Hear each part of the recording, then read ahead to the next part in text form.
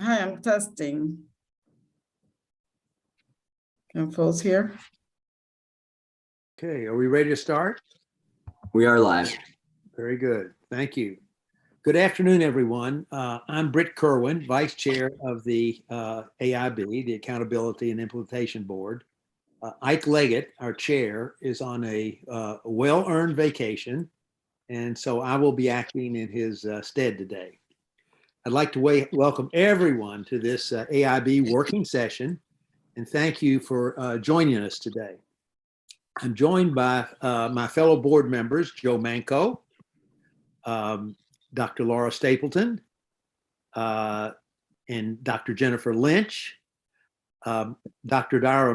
Myra Doss will come and be with us a little later in the session.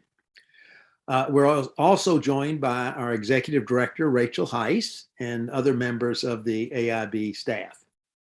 Let me ask Joe Manco to introduce any of our advisory committee members who are with us today. Joe? Yeah, absolutely. So based on the list of registrants, we have a handful of advisory committee members that are present today. So if you are present, if you want to just turn your camera on, maybe say hello. The individuals that we have registered today from the advisory committees are Jaden Ferris, Brian King, Linda Stewart, Kara Burhans, Linda Gronberg Quinn, and David Harper. So thank you to all of our advisory committee members who are present today, and also for your continued engagement in these sessions. Back to you, Britt. Thank you, Joe, and a very special welcome to our advisory board members. We look forward to the interaction we're going to have with you as we move forward with the implementation. As I think everyone knows, the AIB is in the process of developing its strategic implementation plan.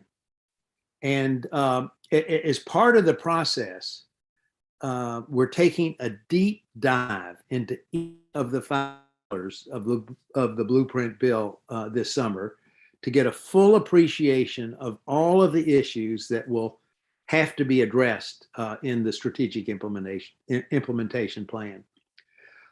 We're doing this with an open and transparent process. The board members and I believe deeply that we must hear from the interested public about issues we need to address or elements that need to be included as we develop our plan. Today we're going to return to complete the reviews of pillars 2 and 5. Joe Manco will lead us through the pillar 2 discussion, and then we'll have a break, and Laura Stapleton will take the lead on pillar 5. As we go through these pillars, I want to emphasize to all of you participating today that we need to hear from you. We want to be sure that we get your thoughts, respond to questions you may have as we do these deep dives into the pillars. So let me turn now to Rachel and ask her to tell folks how this can be done, how they can have their interaction with us as we go through these pillars. Rachel? Sure, absolutely. Thank you, Dr. Kerwin.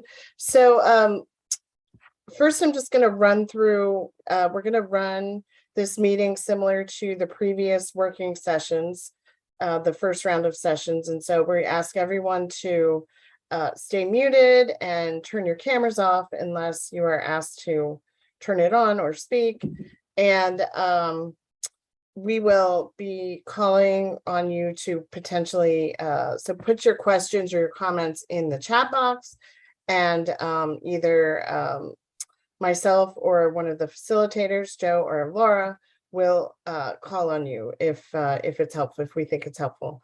And I do want to note that we have been downloading transcripts from the chat. from each of the working sessions, and we will be posting those, making those public for everyone and available on the AIB's website, which is not quite ready for prime time, but we're very close.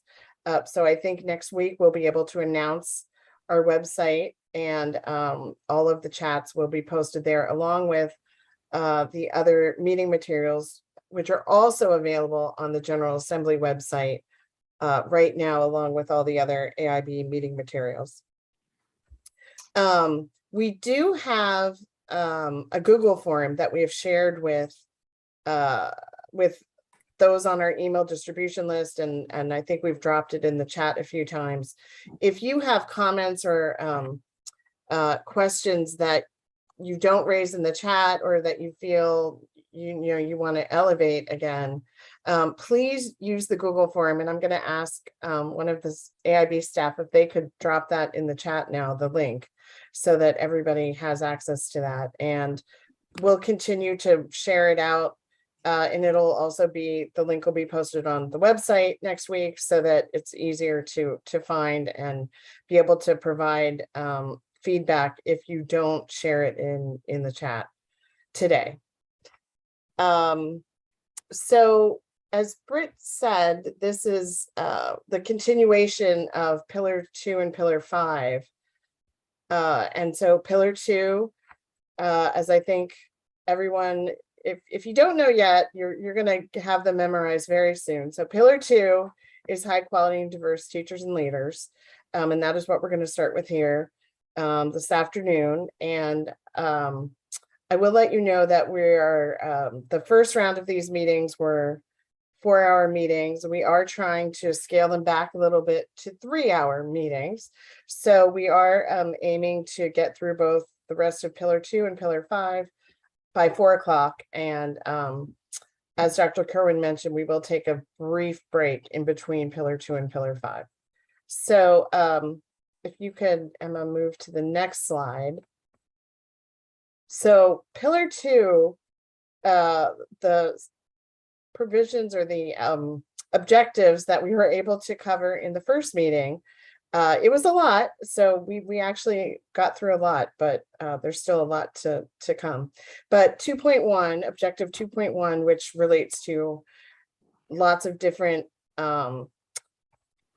pieces of teacher recruitment, and including the current really extreme teacher shortage issue, and actually Maryland and not Maryland alone has actually had a long-term trend of declining teacher candidates. And so we have sort of a more short-term teacher recruitment issue and a long-term issue that was discussed a few weeks ago.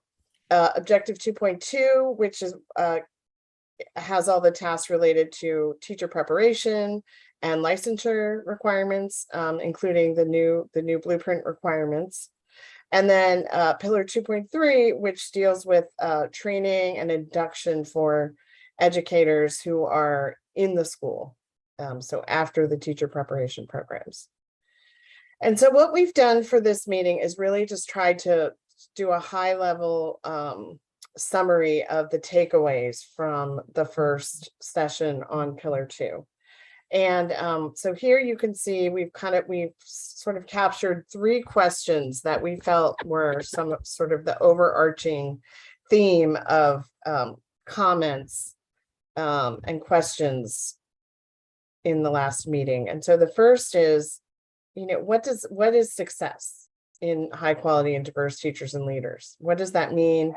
And is it does it mean the same thing statewide and for each LEA, or will there be differentiation?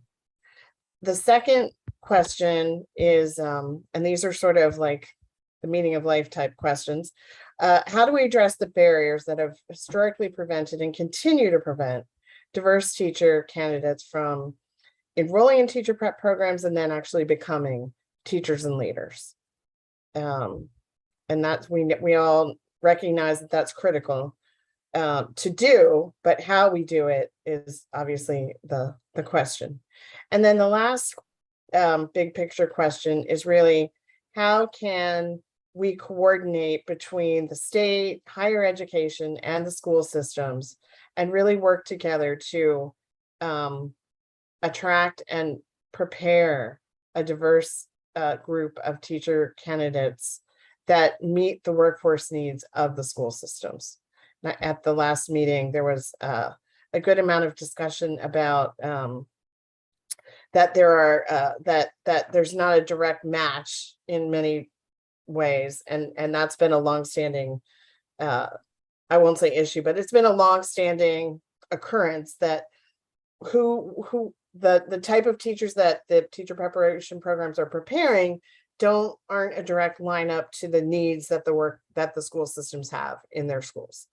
And so these are kind of the three big takeaway questions that we wanted to highlight. And then on the next slide sort of dives in a little more on at least a couple of them and sort of the themes that emerged in the chats and the questions around starting to identify implementation tasks and subtasks that are needed to address, for the first item, teacher recruitment and the teacher shortage. There was a lot of discussion about how the utilization of the teaching fellow scholarship can be increased, and that we've got dedicated funding for that scholarship, increasing to $18 million, for as long as it's needed, and making sure that the scholarship is being, fully utilized, and potentially modifying, making sure that that teachers who are applying for it are able to use it as intended. And then the second bullet there, we talked about expanding the pathways for conditional teachers and also paraprofessionals to be able to become certified teachers. So we know we have folks in the schools who are committed to education and using that as one way to build the supply of teachers. And the Grow Your Own programs that school systems and higher education institutions have been working on for a couple of years, but now the Maryland Leads initiative is really providing some dedicated funding for those programs, is one way of expanding the pathways. And so the question is, what are the other ways? And the third item is really getting a better handle on why teachers are leaving the profession, and then addressing those issues so that we can retain the teachers that we do have. So that's another good way to, if you don't lose more teachers, you have less of a shortage. And then the last item deals with sort of trying to coordinate and match up the needs and the shortage areas within the school systems in terms of like subject areas or types of certification, and coordinating with the teacher prep programs. And also, and I think Superintendent Chaudhary mentioned this last week at the AIB meeting. Sorry, I have to cough.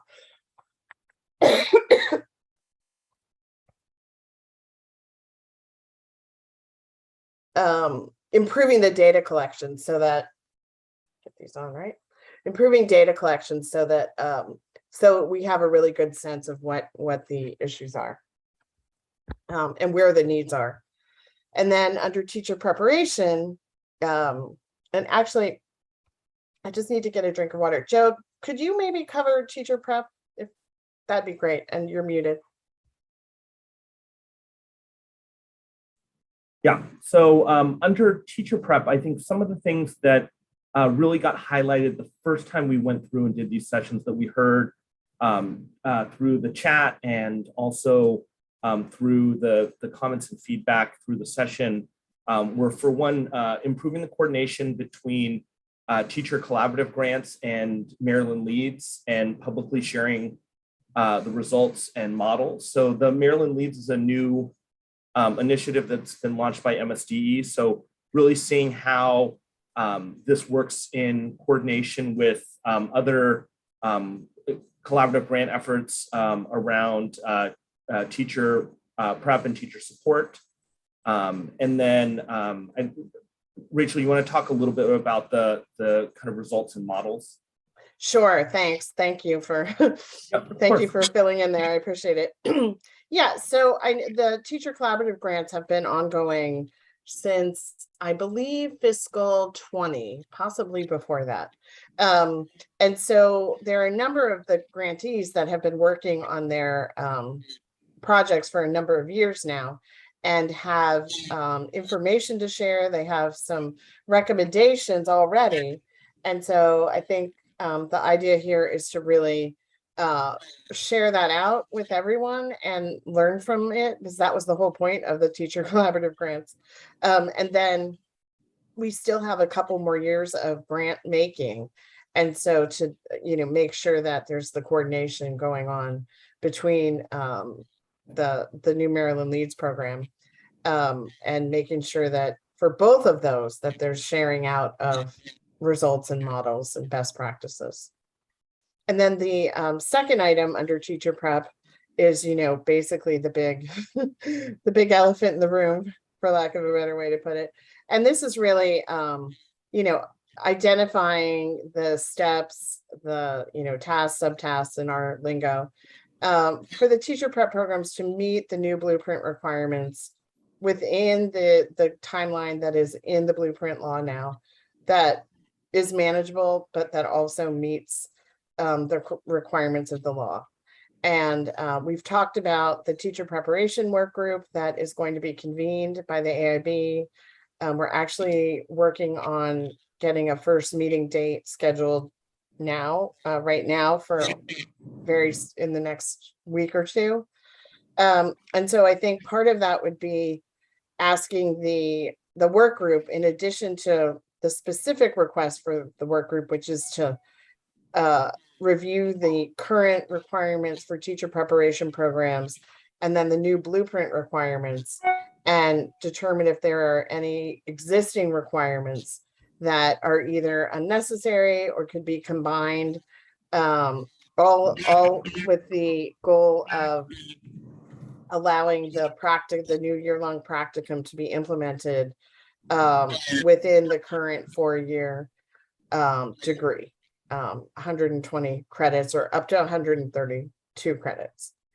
But in addition to that, we want to ask the work group to look at innovative implementation approaches to in having a full year practicum, and whatever ongoing data collection is going to be helpful to make sure that we're tracking students through the programs and into the school systems, so that the data is available to look at,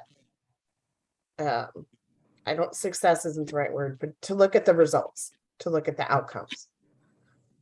So those are the key kind of takeaways that staff has come up with to share.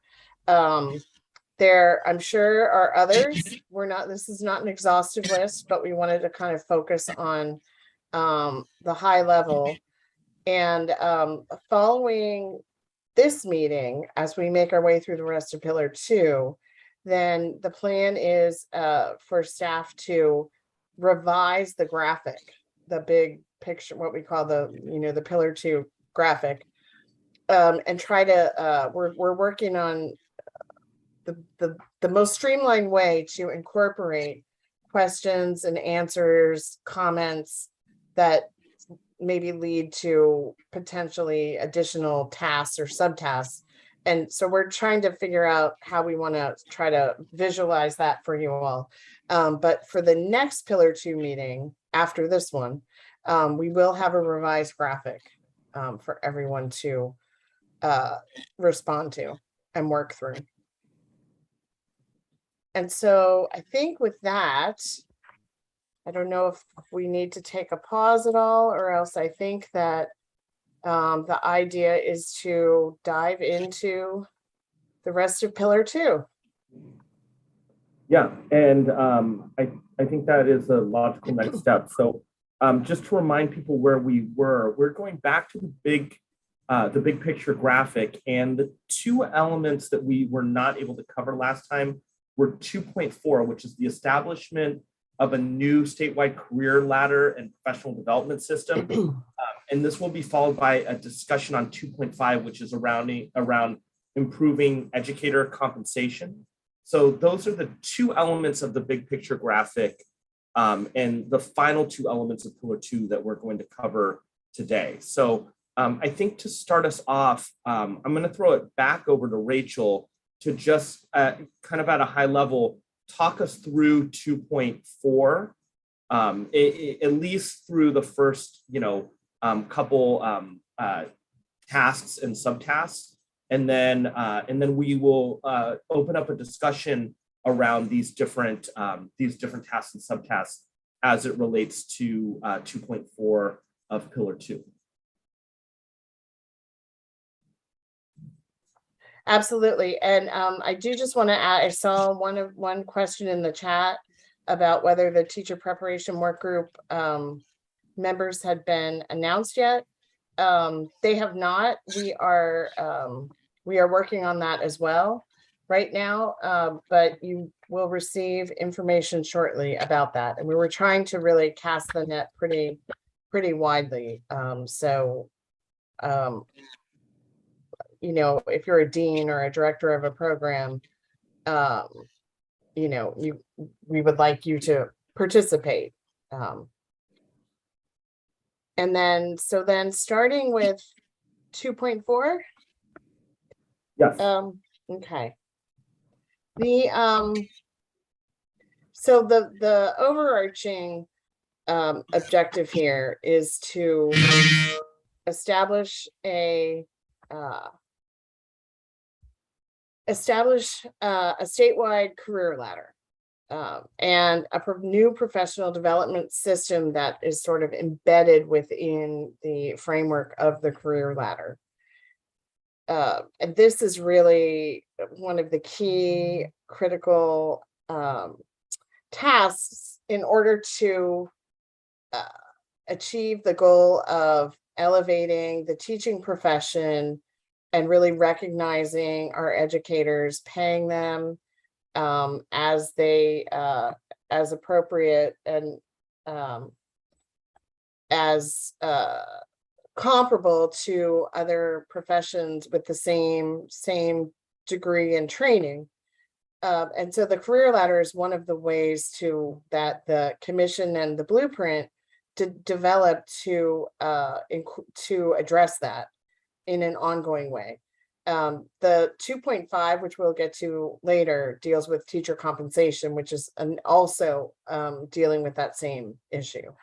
So in 2.4.1, this deals with the new National Board Certification Support Program. So the career ladder for Maryland in the blueprint is really built around incentivizing and encouraging teachers to pursue national board certification in their subject area. If their subject area is not available under the national board certification, then a master's degree or alternate pathway is available to be part of the career ladder. But if it is available through national board, then teachers will need to pursue and obtain national board certification in order to move up the career ladder from a beginning teacher, essentially. And so 2.4.1 really deals with this new support program in the law that the State Department of Education will be administering to encourage and support teachers around the state to obtain national board certification.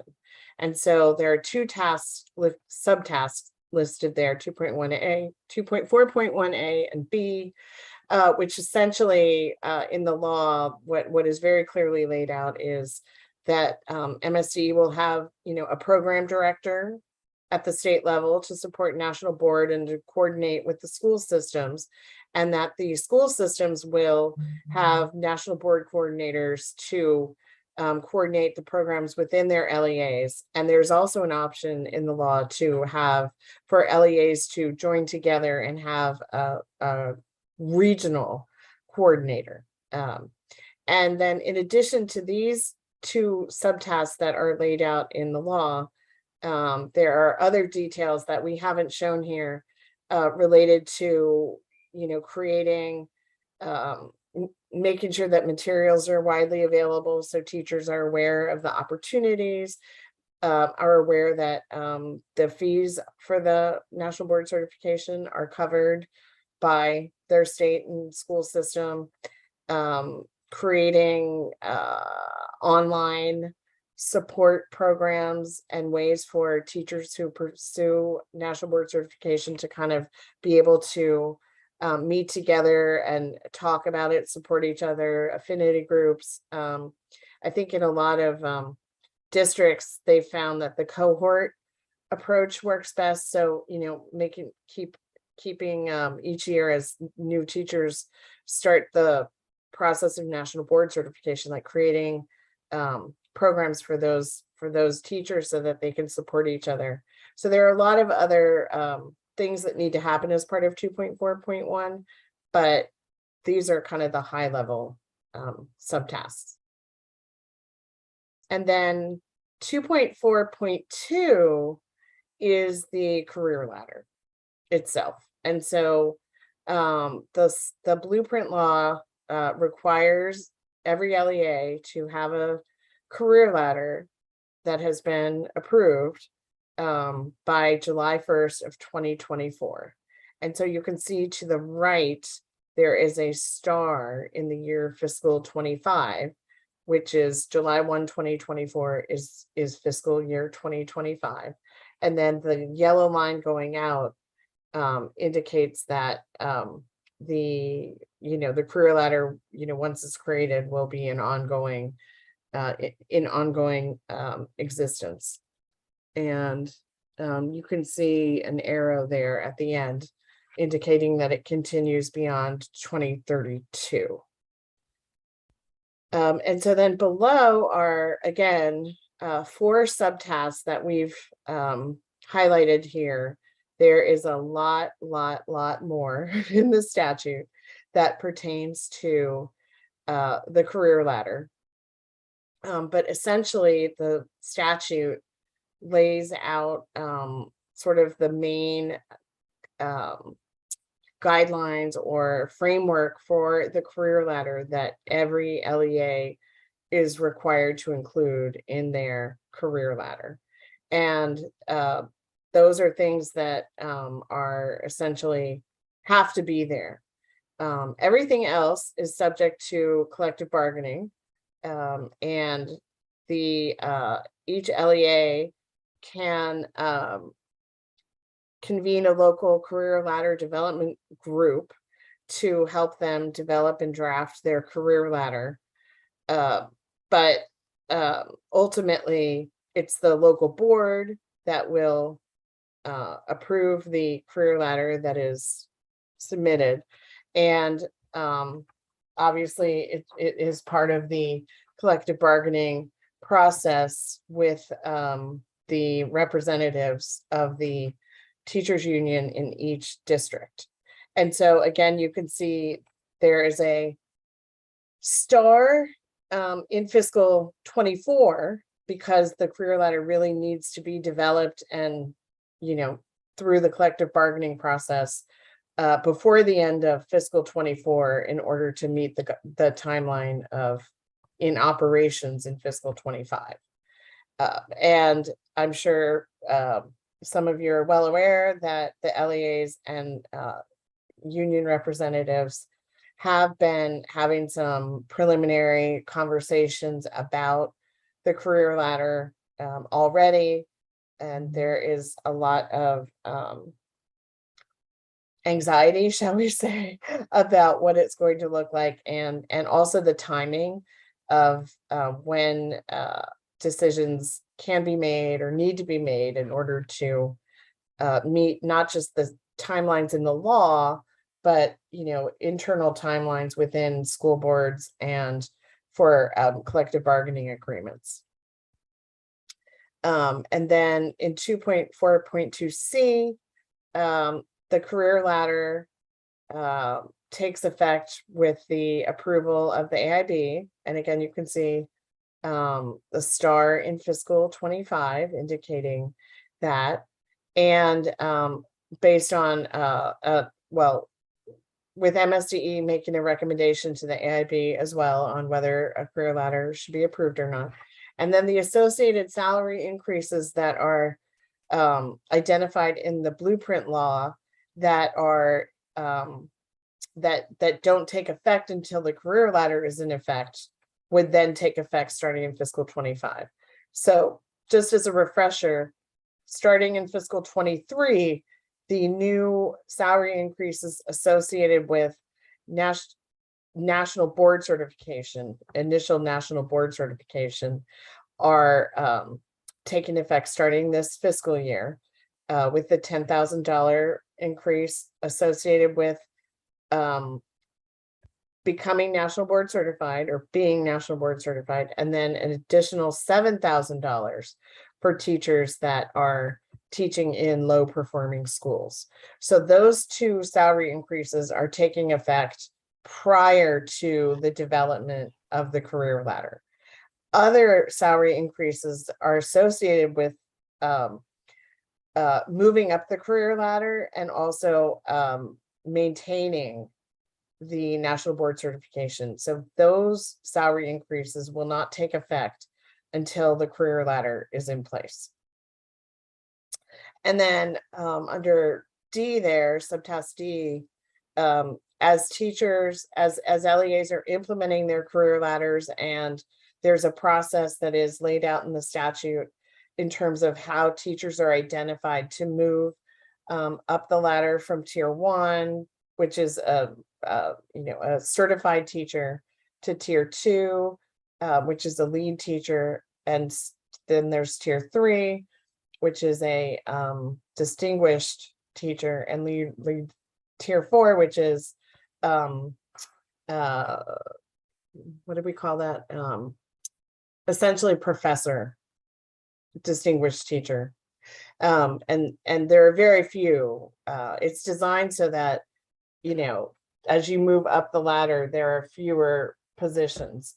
So there would be very few of the highest level tier 4, but as teachers are moving from tier 1 to tier 2 and then into tier 3, that LEAs prioritize teachers who have experience in schools that reflect the racial and ethnic diversity of the state, or receive a concentration of poverty grant, meaning that they have a high concentration of students living in poverty in their school. And so that was one of the priorities in the blueprint law, and that the commission had recommended to make sure to prioritize these types of teachers who are teaching in diverse schools and high poverty schools to be able to move up the career ladder first. And then again, you can see the star in fiscal 25, and then the line indicating that that prioritization would continue. I think I'll pause there. Yeah, and we have a handful of questions that we want to surface in the chat. There are a couple comments just around the supports that we have in place around supporting teachers of color through the national boards process, and then also identifying unique obstacles that they may face, and figuring out ways that we can best support our teachers of color as they move through the national board process to reach the higher rungs of the career ladder. So I guess throw that out to probably you and Dr. Kerwin, who would have some insights on any what the thinking was by the commission around that, and what approaches we have to help resolve that.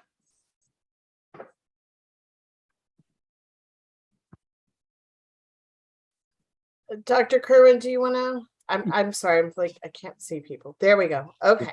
So Yes. go ahead, Rachel. I do want to add a comment in a minute. But go That's ahead. okay. You go first.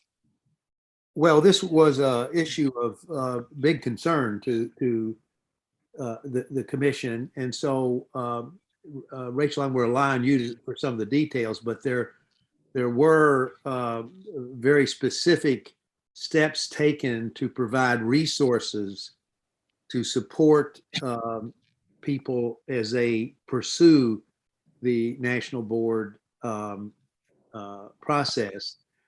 Also, in fact, I think we had a good conversation with the head of the national board at one of our earlier meetings. The national head of the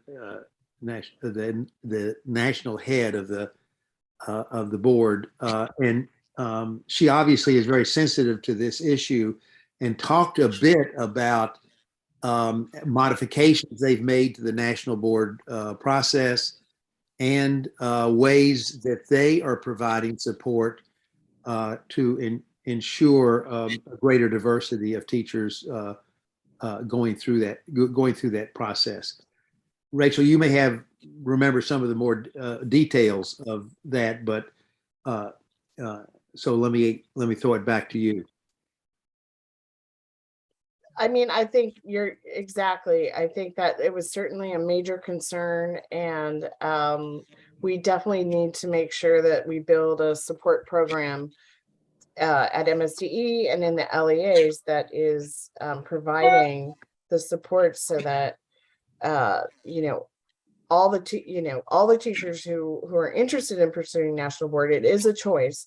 But we also want to make sure that teachers are all aware of the opportunity to pursue national board, and that the fees are covered by a combination of state and local school systems, so that it is really it's an opportunity for teachers all around the state if they want to pursue it.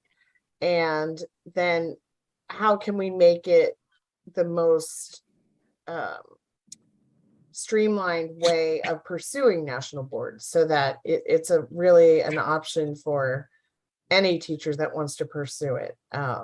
And I don't know what that looks like right now, but I think that's where building out the national board support program at MSDE and within the LEAs is really important to get going. And I'd like to see if Is there somebody from the state MSP that could comment on how they what supports they are thinking about putting in place?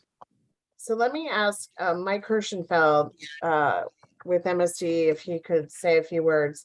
For those of you who aren't aware, the MSD Chief of Staff Area Merrick Connor has resigned and left the department to pursue another opportunity.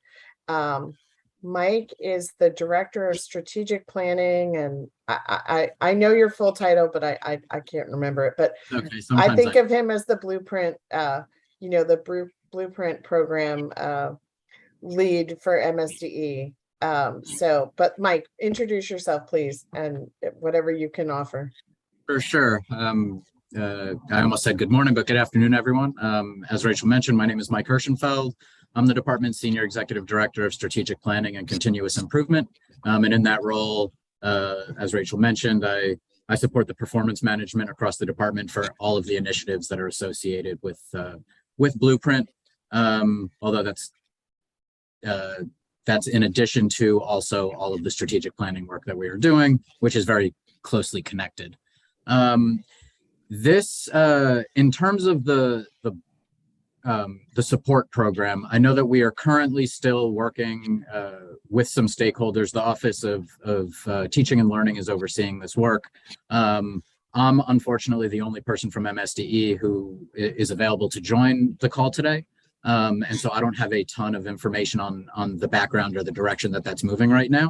But what I can do, and what I did do, was place a link into the chat box that goes to our current information on the website. And so it identifies the salary incentives that are currently operational, and it also identifies how districts and individuals can access the fee payment program.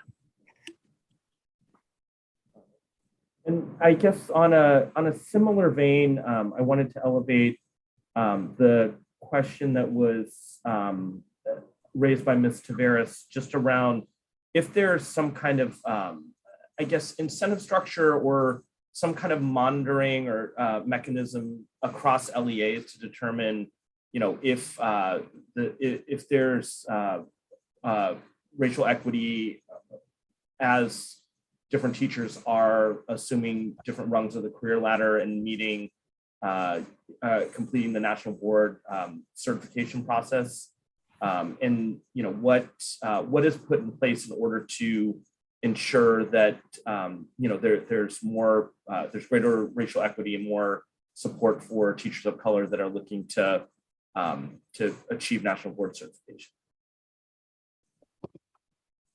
Yeah, And especially teachers that are reflective of the student bodies they serve.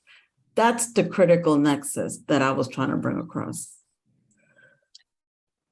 absolutely. And those are requirements in the blueprint as well that we need to address those. And I can tell you, even if they weren't requirements, working with this superintendent, I know for a fact that everything that we do, whether it's around national board certification, we disaggregate all of our data.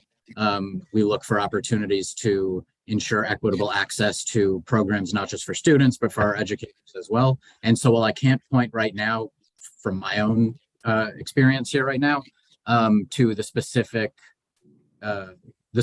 path forward on that, I can promise that that is not something that is off our radar. It is at the front of our radar.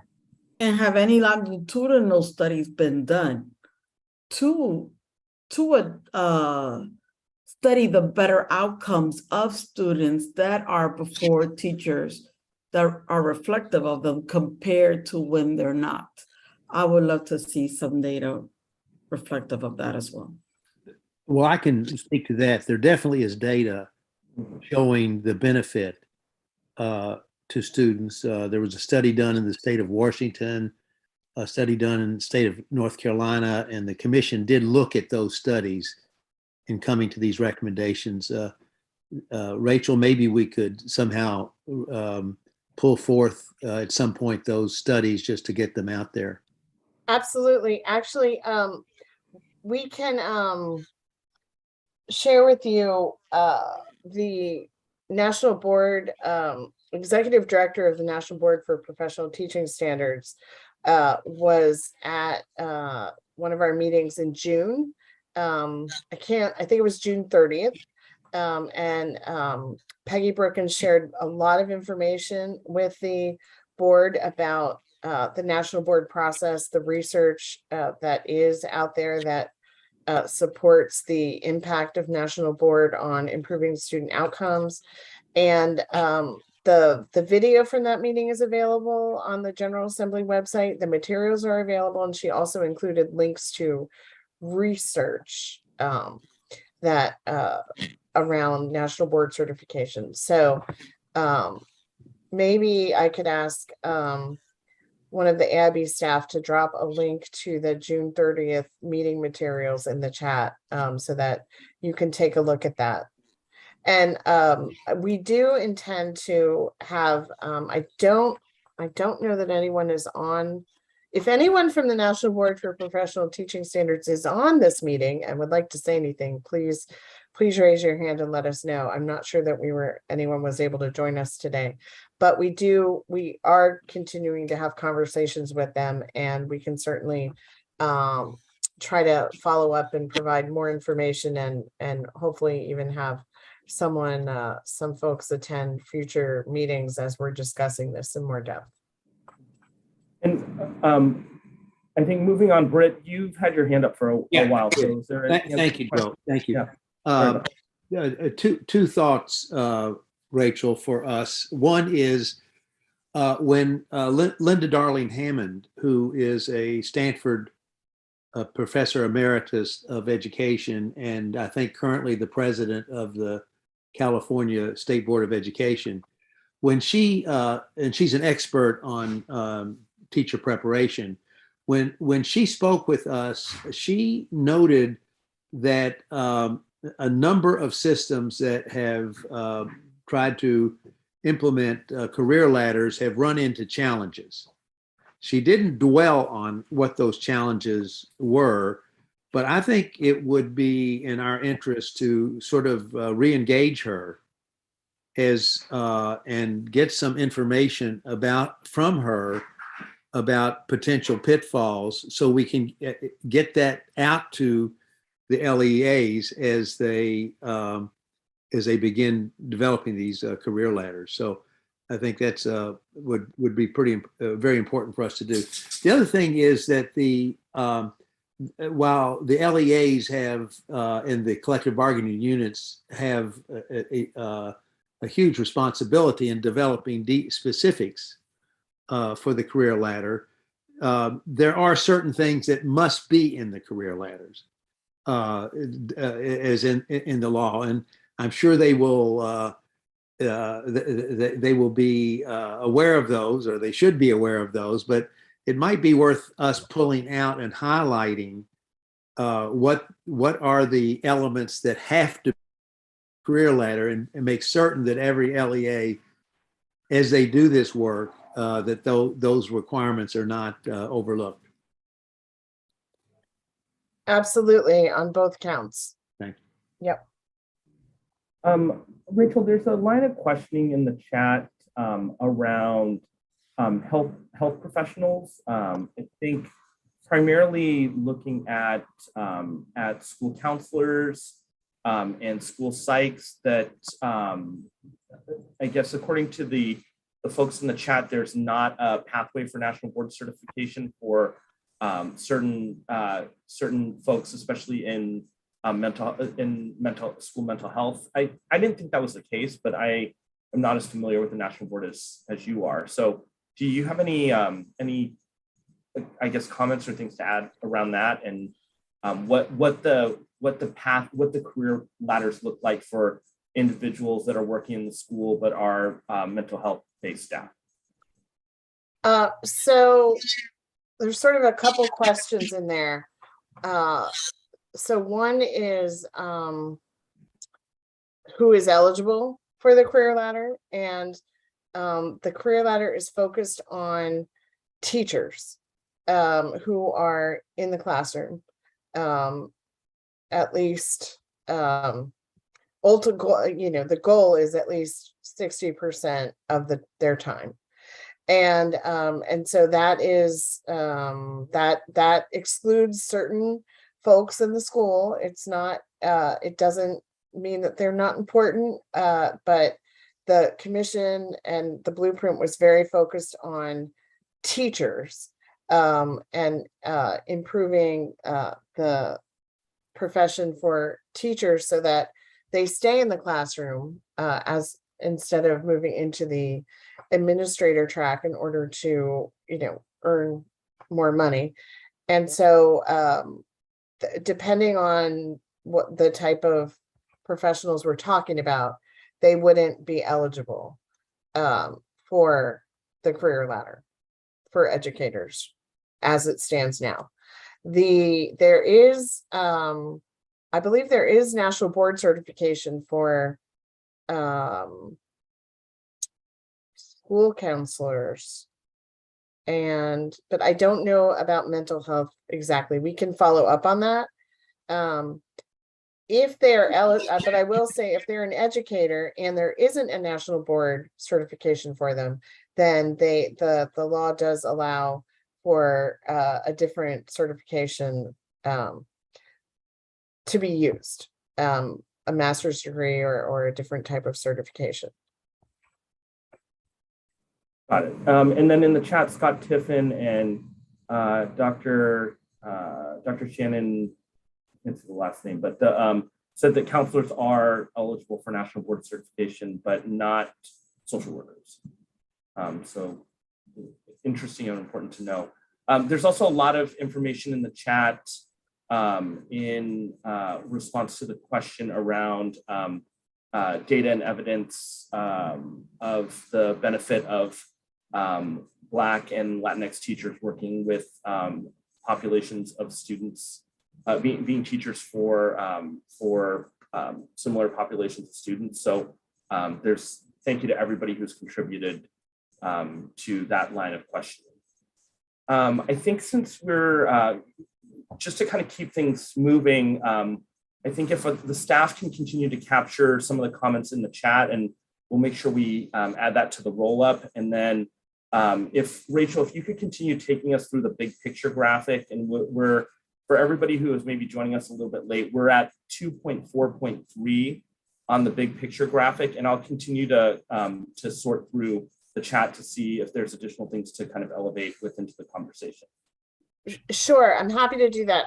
There is one that I would just like to make a comment on. Addie Kaufman is pointing out that there's also a shortage of teacher leaders that is coming as a result of the shortage of teachers, and you know, the extent to asking, you know, how the AIB is looking at that. So there is a career ladder for teachers, and there is a career ladder for leaders. So they're actually are, you know, they start out the same, and then they kind of have two different paths. And so there is a career ladder for teacher administrators, teacher leaders as well. And that is part of the blueprint law. We don't focus on it as much, so thank you for asking that question. But there definitely will need to be a discussion. Part of the developing the career ladder is also developing the career ladder for the administrators. And also thank you for highlighting the fact that, you know, one shortage is probably going to lead to another shortage. That's a really important point. So now, once we have this new career ladder in place, part of the blueprint's vision is that there would also be a new system of professional development that would be tied to the career ladder, and that would essentially be embedded as much as possible within the school day. So less time, separate time, you know, different sort of professional development days that happen now, and providing more time, but also embedding that time throughout the course of the school day. Of course, there would still be, you know, separate sessions as necessary, but the goal is to really embed professional development into the regular process, daily process. And there would be new teachers would receive sort of essentially the idea is, well, it's not an idea, it's a requirement. And 2.3, which we briefly talked about at the last meeting, 2.3 includes a new induction program for new teachers that every new teacher would be required to participate in for the first 3 years of their teaching career. And that is really intended to sort of build on the teacher prep program's work and the teacher practicum, and sort of follow that process into the new school as the teacher candidate actually becomes a teacher, and support the new teachers through those first 3 years, which I'm sure many of you are aware of the statistic that, and it's not just in Maryland, but Maryland loses about 50% of teachers leave the profession within the first 5 years of their career. So another way of helping to improve the pipeline and the supply of teachers is to not lose them. And so providing more supports for the teachers in their first few years, so that they you know, feel like they are supported and have the training that perhaps they didn't get in their program that they find they need when they're actually in the classroom. And of course, that's one of the purposes of the recommendation and now requirement in the blueprint for a full year practicum, is so that teacher candidates have more of that real life on the ground experience in a classroom before they graduate and are sort of thrown into the deep end of the pool. So that is 2.4.3. And I'll also talk about 2.4.5 now, but 4, sorry, because that is very related to this, the new professional development system, which is to provide classroom teachers with more time during the school day where they are not literally in front of the classroom instructing students, but that they are having time set aside to collaborate with colleagues in professional learning communities, both within grade level and within subject area across grade level, to work with looking at data and observations of students to identify students that need more supports, more interventions, and then to also have the time to provide those interventions for students who need them on a one-to-one or small group basis, again, within the school day. And so right now, a classroom teacher spends about 80% of their school day instructing students in front of the classroom. And the goal of the blueprint and the commission's recommendation was, and based on what top performing systems do, is that the average teacher is instructing students in front of the classroom about 60% of the time. So they have an additional, to complicate the math here, they have an additional 25% more time where they are not directly in front of students. They're still working with students for part of the time, but more time to work in on both in a professional learning community and in providing those interventions and supports directly to students. And so that's what 2.4.4 is really all about. And part of the new professional development system is to make sure that teachers, especially current teachers, know how to use that time most effectively, and so that it is productive both for them and for students. And as teachers move up the career ladder, the teachers higher up on the career ladder would have roles in managing and leading the professional learning communities within schools and those types of opportunities. And I will just point out 2.4.4c specifically requires the school systems to prioritize the availability of this additional time, non-instructional time, as it's being implemented actually over 8 years for new teachers and teachers in schools that are low performing, have high concentrations of students in poverty, and have large achievement gaps between subpopulations of students. So similar to the prioritization in the career ladder, moving up the career ladder, as this additional non-instructional time is available for teachers, LEAs have to prioritize teachers who are brand new or are in the tougher assignments, essentially, within low performing and high poverty schools. And I will stop there again. All right, so a couple questions that have surfaced, and some of these are related to some of the previous discussion, but the question that was elevated by Shalimar was the career ladder is a must and not a recommendation, correct? Correct. And then will this mean that LEAs have to change the process currently in their districts? I'm sorry, maybe we can ask. Oh yeah. Yeah, Shalimar, if you are able to come off of mute and maybe ask your questions. I think it's mostly in relation to LEAs that currently have a career ladder in place. What does it mean for that, and how does their career ladder kind of modify and change in order to fit the constructs of the blueprint? I see. Yes, it is a must. It's absolutely a must. And again, the way it's set up in the law is to set out certain requirements, and what the commission talked about is like guardrails that every LEA's career ladder would need to include and incorporate.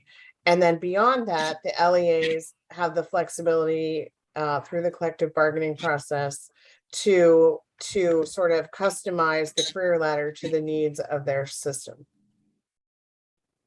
Right, and I think this is a similar question to what Tim Guy was asking. So I wanted to see if he could come off of mute if there was something, if there was an additional question that wasn't responded to in what Rachel just said. My question or statement was more of around, if we have, as our bargaining units negotiate this, we have a career ladder that's required for certain groups meeting certain percentages. But if we wanted to develop a career ladder for like our counseling workforce, because that's what our bargaining unit and the school system are agreeing upon, this is hypothetical, but we were having those conversations, and then that we develop a career ladder for that group, just because the blueprint requires it for certain groups doesn't mean we're excluding it from other groups if we as a school system want to prioritize that type of work, correct? Yes, absolutely. There's nothing that that would prohibit LEAs and unions to agree on career ladders for other professionals in the schools. Absolutely. Fantastic. And then also wanted to see if Keisha Allen could potentially come off of mute real quick. And I think she has some questions, just some like technical questions around what seems to be some discrepancy in how the legislation is written, and if we could maybe clear that up a little bit or understand where we stand with that. Yeah, thank you. Yeah. I am concerned about tier 3 and tier 4 teachers who aren't in the classroom. I forget what the percentages are once the career ladder is implemented, but those are also the same teachers who are mentoring teacher candidates. And so if there's the requirement that teacher candidates have that they're in the classroom all school year, but that the teachers who they're working with aren't, they're not in the classroom 100%. I'm wondering if that has been discussed yet and how that will be resolved. Was that clear? I'm sorry, I didn't totally follow that. So you're asking about the mentor teachers who will be on the career ladder, Yes. who will be supporting the candidate teachers in the professional development schools?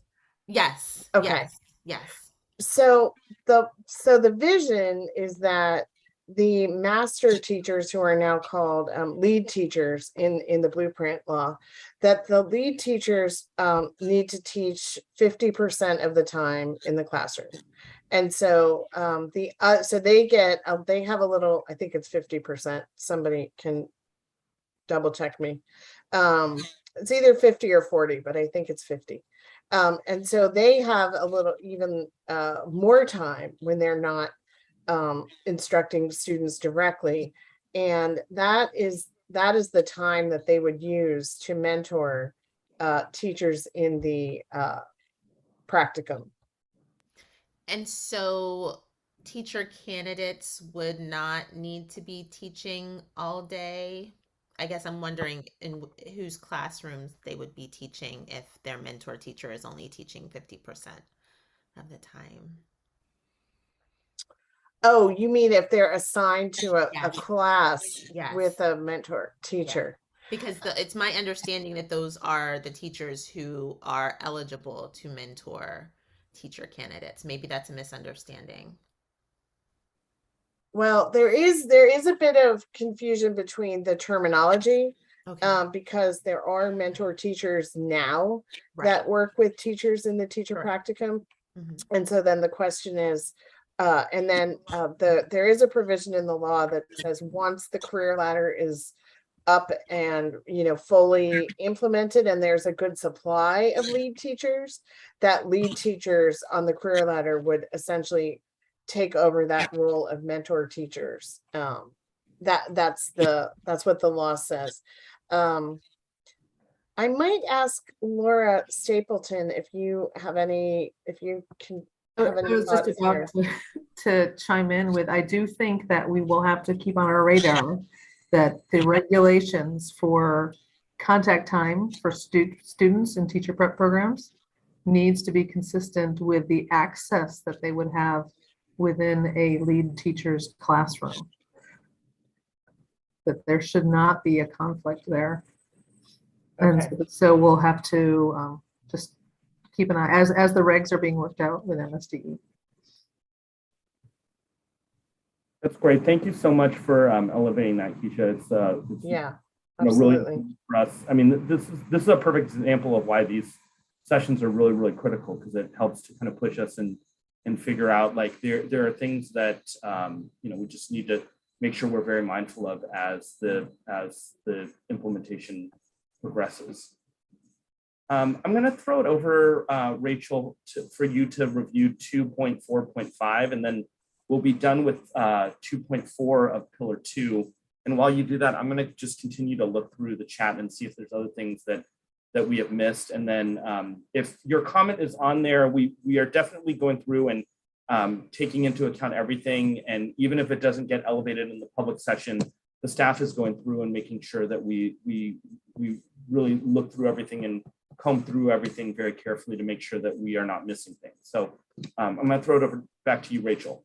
Sure. And I do want to, I see Charlemar asked about a visual of the career ladder, and we AIB and MSDE did work on a graphic, and we so MSDE is working on seeing if that's something that we can post in the chat right now, and if not, we will definitely make that available to everyone. The commission had a graphic that is a little outdated based on the final blueprint law. So we were creating a new graphic on that. Thank you for being patient. Okay, so 2.4.5, this is touching on the administrator portion of the career ladder. And this relates to principals. So essentially the administrator career ladder, or leaders, let me be clear. We're talking about school leaders, not principal, not like central office administrators, but school leaders. So principals, assistant principals, and principals. And so the career ladder for school leaders essentially moves up from, a certified principal to a lead principal to a, the same basic steps, and then a distinguished principal. And over time, the blueprint law calls on principals to be national board certified. So in order to be a principal in the future, in the far out future, in Maryland, you would have to be national board certified. And the genesis of that requirement is to ensure that the principals are sort of the lead educators in the school, and that they can, by having national board certification, they would really be able to take on that role with other teachers who in their school who would also, hopefully, many of them be national board certified. And so you can see in 2.4.5, there is a star in, I believe, fiscal 30 is where it should be. So beginning July 1, 2029 is when that requirement would begin, and then the arrow going forward. There is a waiver process identified in the blueprint law, and that's under 2.4.5b. to not receive national board certification. It's the State Department of Education and the Professional Standards Teacher Education Board, or PSTEB, who jointly are required to establish a process for providing waiver, and also in subtask A, identify the criteria that national board certified teachers must meet to be a licensed principal and to be on that step of the career ladder. So those are future things to happen in the future. And you can see that in A and B, there is no star or dot for a timeline right now. The law does not include a date by which those things have to occur. The only date that is in the law is that July 1, 2029 requirement for principals to be national board certified. And so part of the process in developing the comprehensive plan is identifying when those tasks would need to be completed by MSDE and PSTEB. And Queen was helpful enough to remind me that PSTEB was actually meeting today. I'm not sure if their meeting is over yet, so there may or may not be anyone from PSTEB in the meeting right now. And then Mike just posted in the chat. Mike, do you want to come off mute and just explain a little bit and provide some more details, because I think this is real significant. For sure, yeah. We worked with Rachel and team earlier this year to draft and submit to local superintendents an initial NBC guidance document, and that was sent out through our weekly transmittal process to local superintendents. I'm just looking in to see if we can get that posted somewhere on our website so that the general public can access it. But folks that are in districts that are looking for that initial graphic or the initial guidance, obviously I can't say that local superintendent's office is going to be able to share it, but they should all have it. And let me just say this, I think what we need to do, and once the AIB has a website, which again, next week is our very firm goal, we'll be able to post it on the AIB website as well. And if memory serves, I think we might need to make a few tweaks to that graphic. So maybe we would want to go ahead and make those tweaks, and then we would have a new graphic that we could share with the public. Yeah, and then Tim Guy actually just posted in the chat something from MSD around a basic visual of the career ladder component. So like Rachel just said, this is probably still in process, and we'll have some modifications, but at least from the date of when this was published, this was the part of the current thinking at that time. And this comes from July or earlier this year. Yeah, this was just last month. And actually, Tim, thank you for putting this link in. I think that Mike might have included this link too. But yeah, you're right. The slide 65 does have the visual, the graphic there. Again, I do think we need to make a few tweaks to that, but we'll do that and post a final version of the graphic definitely on the AIB's website as soon as we can. But this is really helpful. Also worthwhile for anybody who's on the call to go through and look through this document, because there's a lot of really good information in here as it relates to the teacher workforce and initiatives around trying to improve teacher diversity and looking at supply and demand trends. So there's one other question I wanted to elevate in the chat, Rachel, before we went on to 2.5. I think this hopefully should be pretty quick, but the question was around the expansion to the career ladders to folks outside of the kind of teacher force that we had talked about, are there funds that are available to develop career ladders for non-teachers, or would other funds need to be used by each of the LEAs? The blueprint funding does not include funds for other career ladders. Very good. All right, so with that being said, let's move on to 2.5, which is around the improvement of educator compensation. And I'll have Rachel go through the various objects and sub-objects in this domain, and then we'll have some opportunity to ask some questions. Thank you. So in 2.5.1, you can see the two provisions that I talked about earlier related to teachers who become national board certified starting in fiscal 23 receive a permanent $10,000 salary increase. And if the teacher works in a low performing school, they receive a $7,000 increase on top of the $10,000 increase. And so you see the stars there beginning in fiscal 23.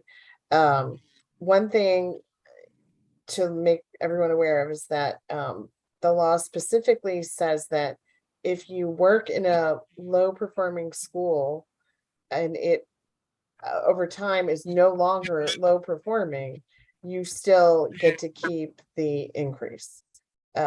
So you're not penalized if you move to a low performing school and it actually, you know, what we all want to happen actually happens, which is that it is no longer a low performing school. And then the salary increases associated with the career ladder are listed under 2.5.3.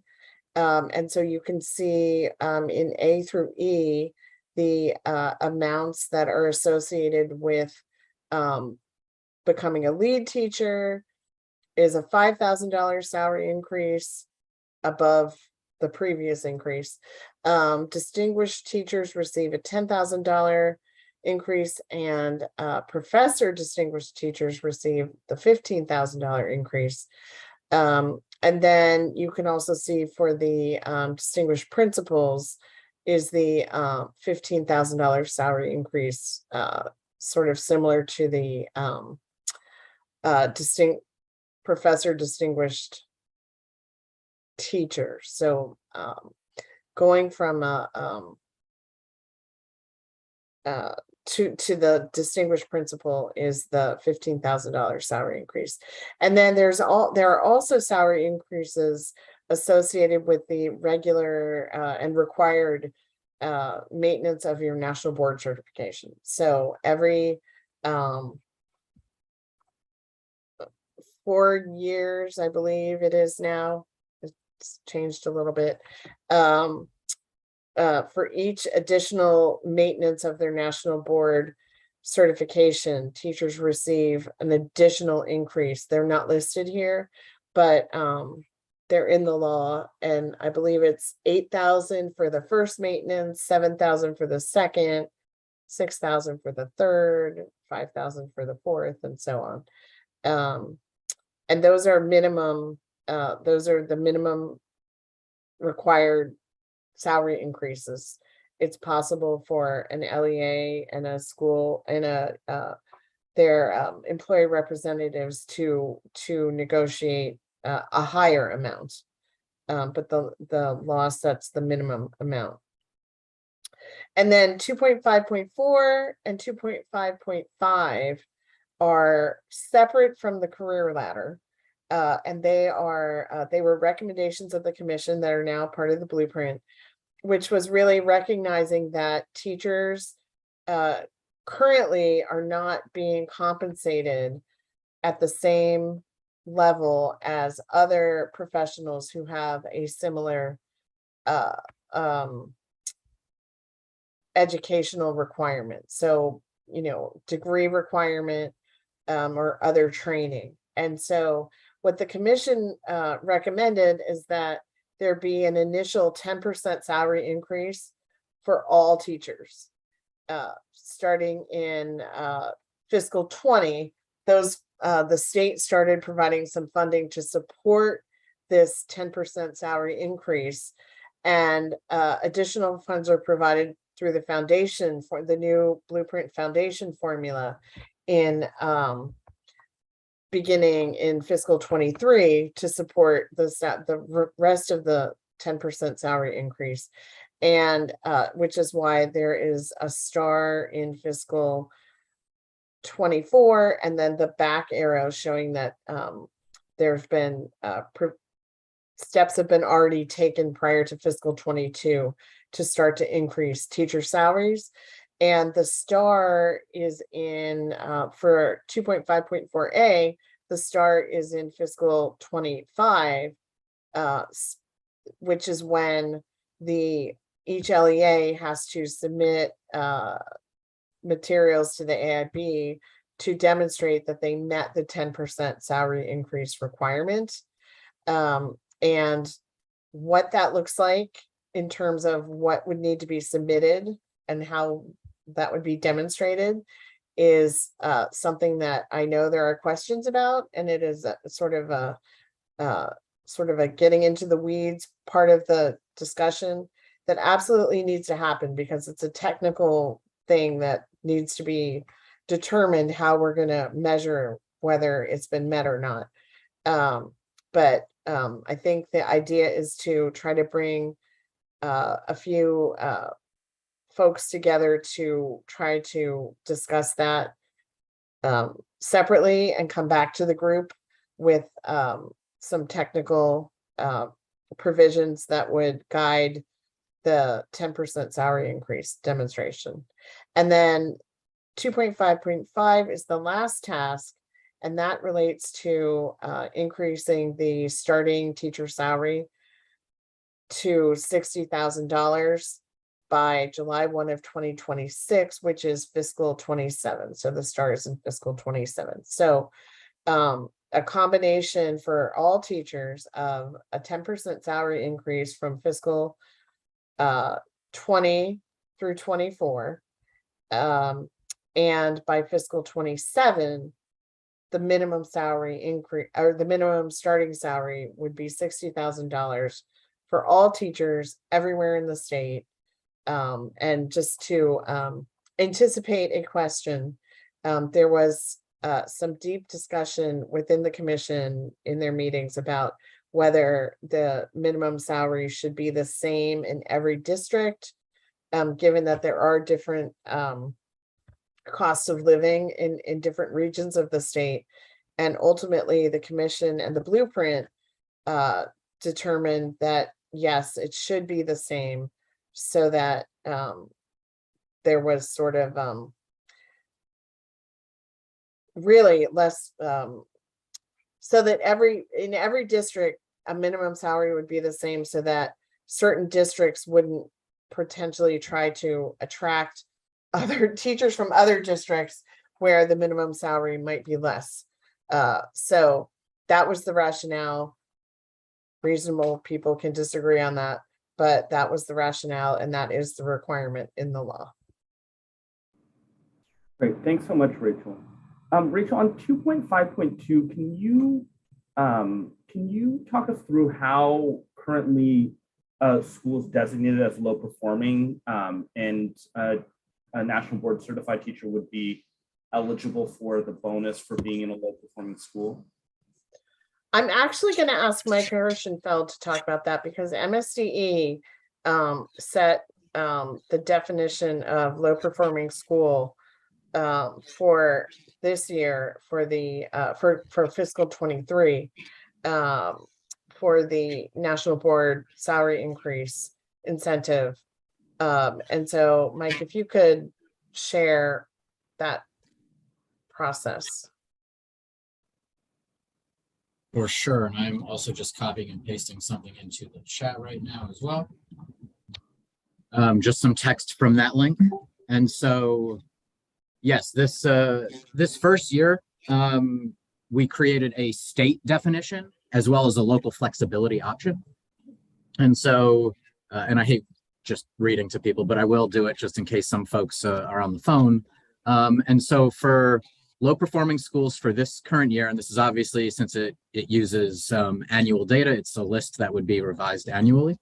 MSDE will identify the schools eligible for the program each year. Maryland Public Schools earning a 1 or a 2-star rating in Maryland's accountability system in 2 of the last 3 years of data will meet the state definition of low performing. Districts do not have the ability to say that a school that meets the state definition is not. Although for this first year, and it's likely to continue, we also included a local flexibility option so that all districts would have an opportunity to participate. And that was through to include up to 10% of the low performing schools within each district. And so that local flexibility invited all LEAs to participate in the program. And through the link that I put in, a list of the schools that are participating is posted to that website. Great. Yeah, thanks so much, Mike. Super helpful and great information. Charlamar, I see your hand up. So do you want to come off mute and then ask your question? Yeah, I wanted to go back to 2.4, I believe. I think we talked about this in the last work session. So just for clarity's sake, though, that at some point principals will have to be nationally board certified. And I believe the concern came up of knowing when that deadline is going to be as people are hiring to bring in people in those positions. So in thinking about that, when I look at the line that says MSB, when I look at 2.4.5B, is that what we're talking about there, that waiver, Rachel? Yeah, so I mean, the requirement, the date is very clear in the blueprint law, and it's July 1, 2029, which is fiscal 30. But before that, obviously, the process needs to be set up in terms of what the criteria are beyond national board certification, and then also what the waiver process will be for not having to be national board certified. And that is something that we wanted to, that date is not in the law. So we wanted to get some feedback from the state board. So it's the State Board of Education and PSTEB board that have to jointly identify criteria and establish the waiver process. And so we wanted to get some feedback about what, and also from, school systems and folks that will be doing the hiring and managing the, the runway, shall we say, for implementation. So we wanted to get some feedback about what the timeline needs to be for that, so that we don't have a future shortage of principals. Thank you. Sure. I think in the same vein though, Rachel, one of the challenges, if a longstanding principal who is not in the classroom, the pathway for them to get nationally board certified in their subject area that they perhaps used to teach in, when they don't have access to a regular class where they can videotape their lessons and do their analysis. I guess I assume those folks would either be eligible for the waiver, or there is a national board certification process for principals. Is that something where either of those would be acceptable? And if you're nationally board certified as a principal, even though you're not nationally board certified as a teacher, what does that mean for someone who is, butting up to that, fiscal 2030 date, and what does that mean for them in terms of the certification process? That's an excellent question, Joe. And spoken like a former principal. And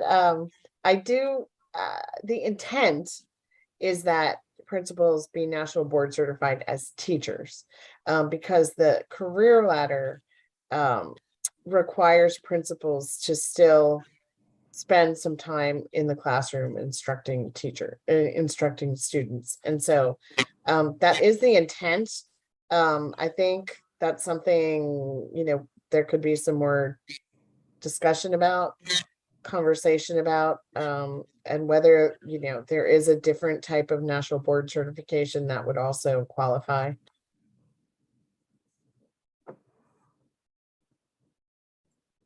Let me go through and see if we have anything else. So I see there is this question from David Markovitz about whether the requirement to be national board certified applies to existing principals. And that is an interesting terminology, but the intent is certainly that all principals would need to be national board certified. So there's not like a grandfathering in of, so if you are a principal in fiscal 30, you would need to be national board certified. But we should follow up on that and make sure we've got that right. Absolutely. Mike, there's a question from one of our advisory committee members, Kara Burhans, just around when the list of low performing schools is updated.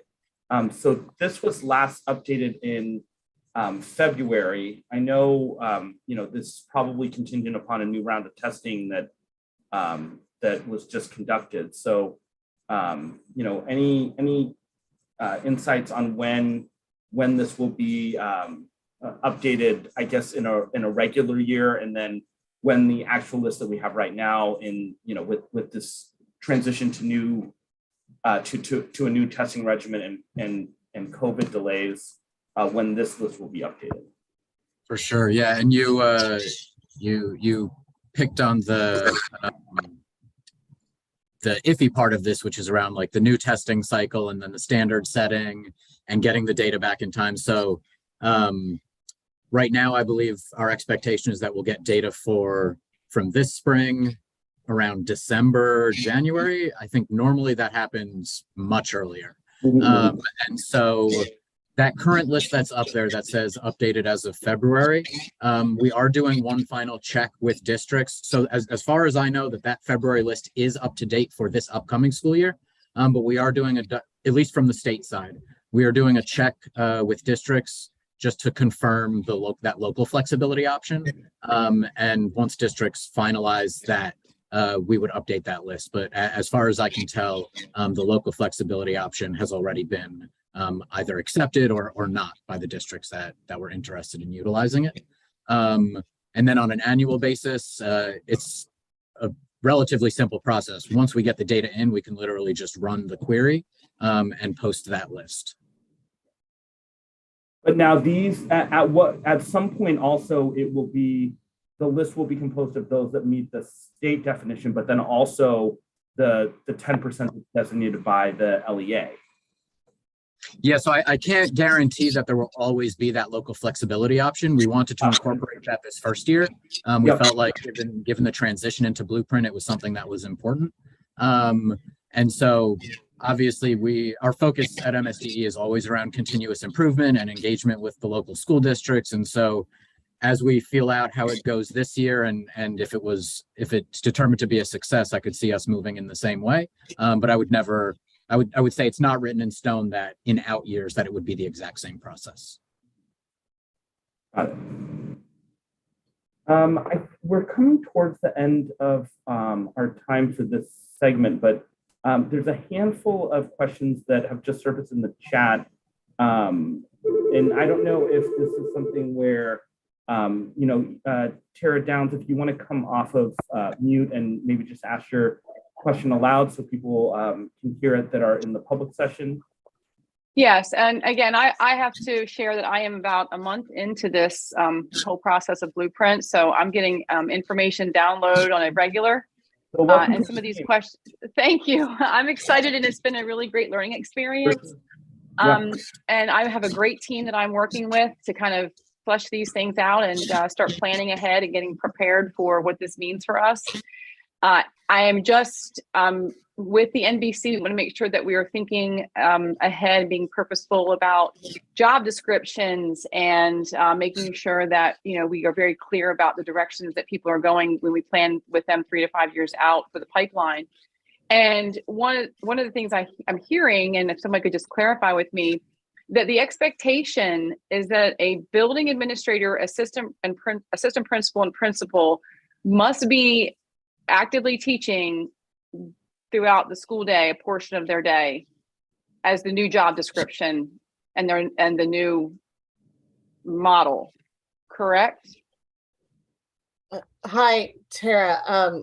Thanks for that question. So it wouldn't have to be every day, but a portion of the school year, a portion of their time over the school year. And what that looks like is something that needs to be sorted out, what the guidelines are for that. But yes, 10% of their time would need to be, of their working time over the school year, would need to be actively instructing students. Like as in teacher of record for, let's just say, teaching English, 7th grade English. They're teaching that section for a semester, a year, or? So 10% of their working time over the course of a school year. And whether it is as a teacher of record, I mean, what that looks like is still to be determined. Okay. So there aren't any firm. Yeah, I'm just envisioning as a building administrator in secondary, high school, and middle school, I'm envisioning the things that administrators get faced with on a regular basis. And I mean, I love the idea of teaching. In fact, I actually had subbed for several, teachers that were out for an extended period of time when needed, especially during the pandemic. I'm just thinking of situations that pull administration away in emergency situations, and to be counted on for teaching something, that really is meaningful. I mean, I don't want to just think about this as doing for the sake of doing it. I want to be like, okay, I'm a principal of a middle school and I'm teaching research in the ELA class. I find out I have an emergency situation I have to handle, then what happens? And how can we quantify that and measure that? And I love the idea. I just as knowing how situations happen in buildings, it's a difficult thing to count on, and I do see a question that I like can be listed as co-teacher. That is something that could possibly work. But again, are you teacher of record, and are you responsible for those students' success? And how can we really see that as meaningful? So that's just a question I had, Rachel. Those are great questions. To be continued. Okay.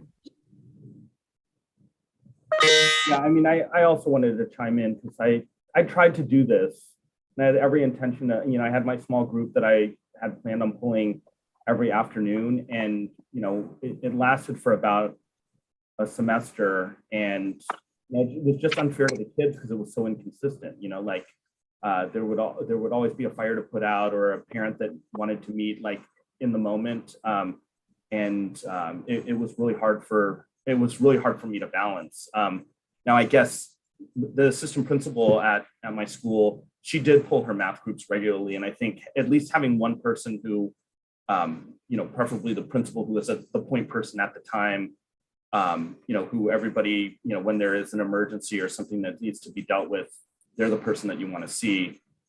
It made it more, it made it easier for, her as the assistant principal to do it, but it was very difficult as the head of the school to do it. Yeah, but great ideas around all this, and the co-teaching I think is a good approach that we probably could have and should have done. I think we're at this point we've exhausted pillar 2. We are, this was a very heavy lift, so huge appreciation to everybody on the call, everybody who asked questions and contributed. Thank you to Mike and our friends at MSDE, and folks that put additional resources into the chat to help one another. I think this is really, it's been one of the best parts about this process that, it's not just one entity going it alone. It's many people coming together to make lighter work and help each other through the collaboration. So just so appreciative of everybody who has been a participant in this call, and then also everybody who is watching globally. I am going to throw it back to Britt. Okay. Yeah. Okay, Joe. Well, thank you for leading the discussion so effectively and ensuring that we got most of the big questions on the table. We are going to take a break, but before we do, I think Rachel, we were going to mention at the beginning that because of the platform we inherited, we were limited to 100 participants. And I know that in previous sessions, some people couldn't get into our sessions, not for any desire on our part, but it was a limitation of the platform that I think has now been corrected. So if anybody is on the call today who couldn't get on before, we apologize for that happening, and we're not going to let that happen in the future because we've made the necessary modifications to have, I think, up to 500 people on the call. Well, I want to thank everybody for this very constructive discussion that we've had today, and Joe for your leadership of it. And we're going to take a break now. So why don't we say we'll come back at 2:50 and we'll reconvene at that time. Thank you. If everybody could just mute and turn off your camera during the break, that would be appreciated. Thank you. Thanks, everyone.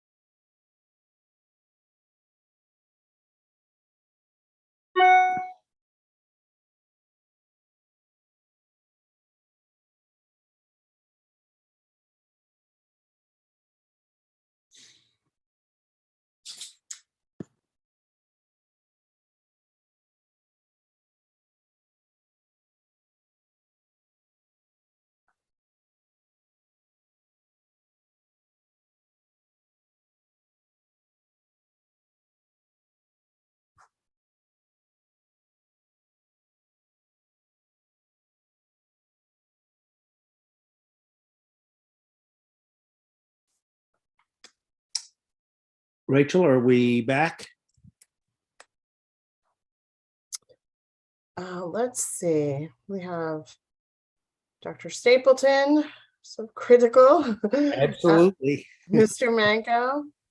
We have Jennifer Lynch. So yes, I think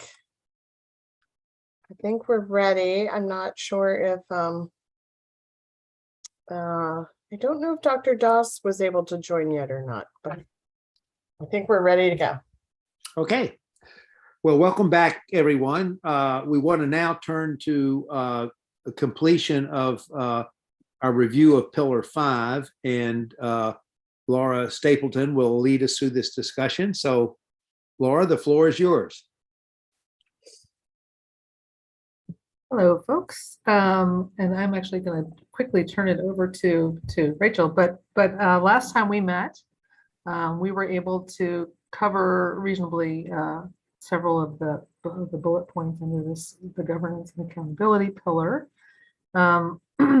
One being that we have plans to create implementation plans, and the draft of that on our part will be coming out this fall, and we will be finalizing it over the fall time. We spent a good bit of time on expert review teams, and actually at our last AIB meeting, Superintendent Chaudhry talked a lot about expert review teams. So we could have some updates there here today if you want to talk about them. And then PISA participation, we'll be working with our national government and OECD to try to get Maryland on the PISA data collection. Step. Great, thank you. And I do see that Dr. Doss has joined us, so just wanted to let everyone know that. So for Pillar 5, we're going to essentially follow the same process as we just did for Pillar 2. I think pretty much almost everyone was participating in Pillar 2 and has stayed on for Pillar 5. We do have a few new folks, so I'll just say for your benefit, we are the format is similar to the last round of working session, so please stay muted and camera off, and put your comments and questions in the chat. And if it's helpful, Dr. Stapleton or myself will ask you to expound on your question or comment. And then I'm going to also ask if we can put in the chat again the Google form.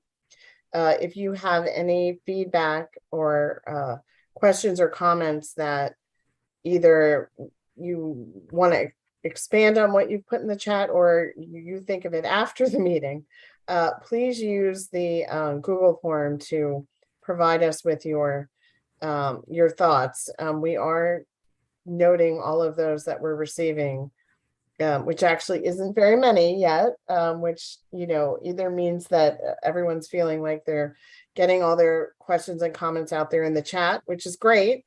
But we want to make sure that you're all aware that we will accept comments and questions after the actual working sessions. Thank you. And yes, when we do have a working website, which we hope will be next week, the form will be posted on the website as well, and we'll make it very easy for you to find it. Thanks, Karen. Okay, so thank you, Dr. Stapleton, for covering the summary of the last meeting. And so if we can go to the next slide, Emma, the sort of similar to Pillar 2, we tried to sort of look at the comments and conversation around Pillar 5 and try to summarize kind of the key questions that were raised. And one of the big ones is, and as I recall, it was, I think, one of the last ones, is a doozy, which is how do the blueprint goals and outcomes align with the state's ESSA accountability system currently, and should, which is, I think the answer is fairly obviously not well. And so then the question really is, should the blueprint goals and outcomes be aligned with the state's ESSA accountability system? And probably the question is not so much should it, but how should it? And so that's a big one. Similar along the same lines of accountability is how will the accuracy of the data be ensured that the AIB uses to hold state and local school systems and other entities accountable for implementing the blueprint as the AIB moves into that portion of its work. And then the last question relates to technical assistance from the AIB. MSD is also going to be providing technical assistance, I want to add. But I think the question that arose was, what is the process for LEAs to request technical assistance? I think I talked a bit about we were trying to solicit input on what type of technical assistance school systems felt would be useful or that they need, so that we could try to plan for this technical assistance. But as for groups of LEAs, but there may also be individual needs that that LEAs have that we want to make sure we're doing whatever we can do to help LEAs be successful. As we move along in our hiring process, which is we're at the very nascent stage of that, there will be what we're calling LEA liaisons that the AIB will have that will be working specifically with certain school systems and sort of their key point of contact with the AIB for questions or technical assistance. So that is that's one piece of the answer to that question. And before we move on, did you want to say anything about the other questions, Dr. Stapleton? I think the question 2 is a very important question, but I think we'll get to that when we talk about the last task. Yes. Within Pillar 5. So we'll talk about that at length. Okay. Okay. So then relative to implementation plans and expert review teams, there were definitely some takeaways from the last meeting. One was that the transparency that the AIB is using in developing the comprehensive plan should also be used by other entities as they develop their implementation plans. And of course, the AIB is going to continue to strive to be as transparent as possible and allow for as much participation as possible, public participation. So that's the first bullet there. And then, I think obviously the big topic is, the timeline that the AIB is on to complete a comprehensive plan. And then the submission of the individual blueprint plans to the AIB, and in the case of school systems, also to MSDE for MSDE's review and recommendation. And so one thing I did just want to reiterate is that the timeline that the AIB is following calls for a draft comprehensive plan to be made public in mid-October. And then the AIB will be holding a public hearing on that draft plan in November, mid-November, to solicit even more public feedback and really make sure that the comprehensive plan is in good shape and really is reflective of what is intended.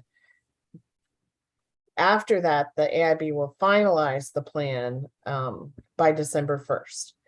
The part of the rationale for having a draft plan released in the middle of October and sort of this really formal public hearing process was so that school systems and MSD and other agencies and entities that have to submit a plan would really have more time to start looking at what the plans are going to need to include and start working on them, in October. at least thinking about them. I mean, I know that folks are thinking about them now, but thinking more deeply and strategically about what is really going to look like and require to draft the plan. And also at that point, like, I mean, that would definitely be a good time to like really raise your hands and flail your hands for the kind of technical assistance that that is needed to be able to draft the plans to meet the requirements. And then on expert review teams, as Dr. Stapleton pointed out, we had a lot of discussion about those at last week's AIB meeting. So there wasn't as much discussion of it in the first meeting on Pillar 5.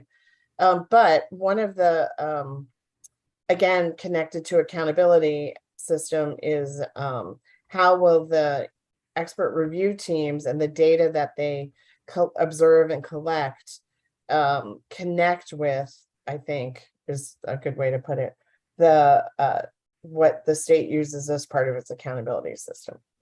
And that is definitely a very good question, and one that I don't think we have an answer to right now, but we need to focus on that.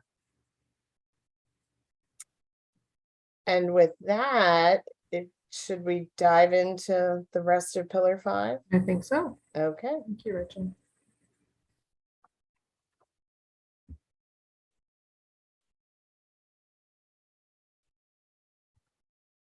So Emma is gonna share her screen and with the Pillar 5 graphic. And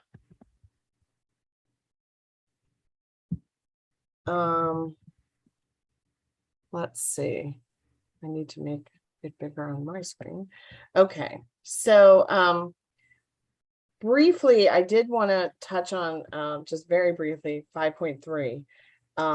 We are working on just collecting information on what's involved in participating in PISA.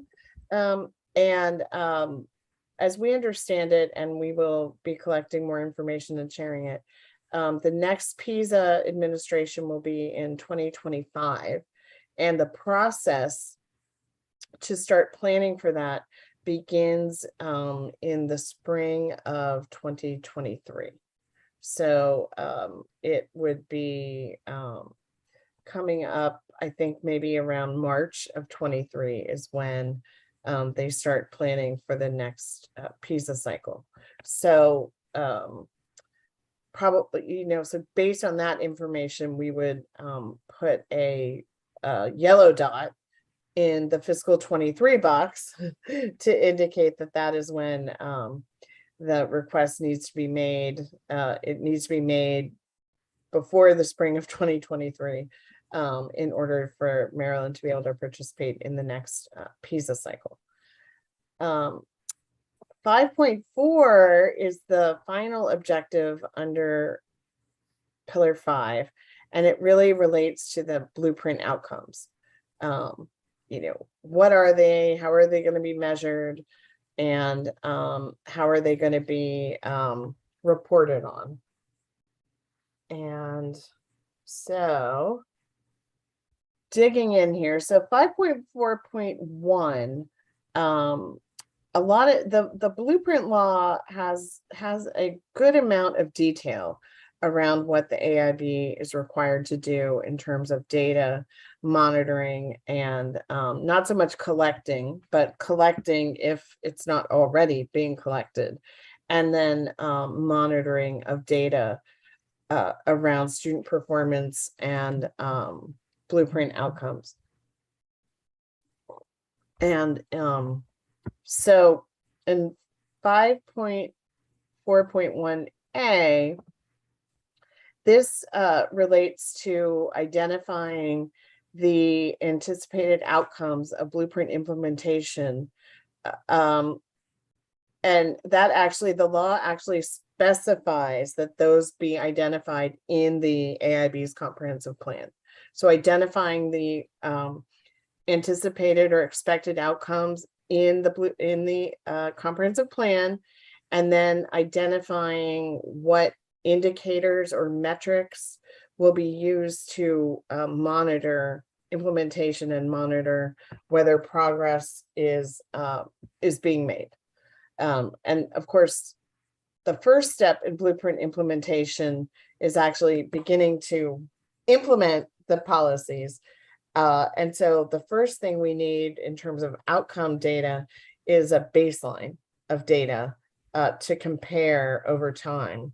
And they may not all be quantitative data, qualitative data as well. So we've tried to use the word indicators instead of metrics to not, to try to have a broader use of the word. And then in subtask B there, the blueprint law also specifically calls on the AIB to work in collaboration with the Longitudinal Data System Center and the other state agency partners and who contribute data. So for those who aren't aware, the Longitudinal Data System Center, it is connecting essentially data from early childhood, K-12, higher ed, and workforce systems, and connects them, the data together so that you can do longer term trends, and you can track students from throughout the continuum. And for example, teachers from being a teacher candidate to then, being a teacher in a Maryland school system. And so that is subtask B is really implementing a system to ensure that the indicators that are going to be used to analyze the outcomes, that the data is actually available and being collected and can be used to support the AIB's accountability work. Should I pause there? Yeah, actually, let's pause there a little bit, because I think this is one of the bigger parts. 5.4.1 is one of the bigger parts of this, of the 5.4. And when we have been talking about thus far, talking about outcomes or implementation, those are two very different things. I think that we're all hoping that every child has access to quality education and becomes the best person they can be. And so that's the main outcome is equity for all students across the state of Maryland, and helping them to achieve their goals. So clearly we need to identify how we're going to assess that ultimate outcome and what the baseline is now and how we're going to measure that over time. But 5.4.1 also talks about progress implementing. Okay? That's a very different type of measure, type of thing that we're going to look at is implementation. Basically, for every one of these spreadsheets that have been shown during our 5 pillar meetings, every one of those rows has possible implementation measures that we have to consider whether we're going to track or not. Each of those measures is probably relevant at a different level of the education system. Some of those are student level or classroom level. Some of those are district level. Some of those are MSDE level. So for each of those things, we have to evaluate whether we're going to collect data on those. What are the best ways to collect data on those? And in order to come up with this plan, we will have to have some guiding principles. That's one thing that the AIB should all seek to have. And I will propose that to the group about having measures at the correct level. Where existing data exists, we shouldn't use that word twice in the same sentence, but where there is existing data, we should plan to use that instead of creating burdensome new accountability reports of any sort. But then once we come up with these measures, we need to talk with the stakeholders, the community, to come to some agreement on whether those are appropriate measures or not. Oftentimes from the outside, you might think that something is a totally reasonable measure, but once you talk to the community that has a stake in the issue, you realize it's not. So there'll be lots of talk with LEAs, with MSDE, with the Maryland Longitudinal Data System. And then for some of those elements, like in Pillar 3, with community schools, parents, students themselves will need to be in on the conversation about how we're measuring things. So that's just sort of, I wanted to give folks my thoughts about this process that we're going to do a deep dive in I think September, to have roll out for some draft ideas. Joe, yes, sir. Yeah, I guess, do we envision the kind of data collection and reporting being kind of like an annual summary of what, you know, what the indicators look like, or is this going to be something like a dashboard that gets kind of continually updated, or, you know, maybe is updated more regularly, where we have more kind of real-time data? I know some of these data points, you know, come in at various times. So just getting a better sense of like what we're thinking in terms of how frequently people should be expecting, you know, kind of report outs, and you know, the method for how to get this information out. Mm-hmm. Well, I think you're right that these measures will all be on a different timeline, that some of them are, all right, was this done in 2025 or was this not done, sort of thing. But others will have more frequent potential for data collection. I think a lot of things would be on a school year. Unfortunately, the MLDS data will always lag a year. So we might not be seeing progress when it's actually being made. So we will not have data, for example, for student outcomes until a year and a half after we have student outcomes. But what I really like about the way that our executive director, Rachel Heiss, has started us off here is we have this wonderful spreadsheet that for each of the pillars that we are building out and making more detailed. If we can align or add to this spreadsheet information about progress, then we have just kind of a natural tool that could possibly be on a website of some sort, with an indication of when you would expect each element to have an updated information.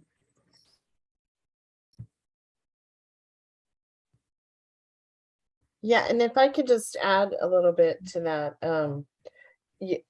a lot of the data that we're probably going to be looking at is annual data.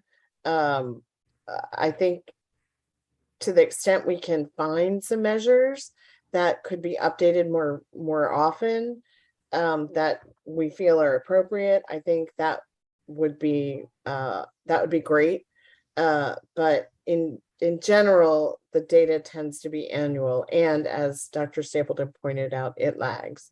And so that'll definitely be important to be thinking about and talking about with the MSDE and local and higher ed partners and MLDS, is like, what are possible sources of data that would not lag as much and could be updated more than once a year. And the other thing I will say is that I mean, obviously we don't have a website yet, but the intent is to build out, and I don't know what it looks like exactly, but I'm thinking similar to Dr. Stapleton, that I'm hoping we can build off of these spreadsheets,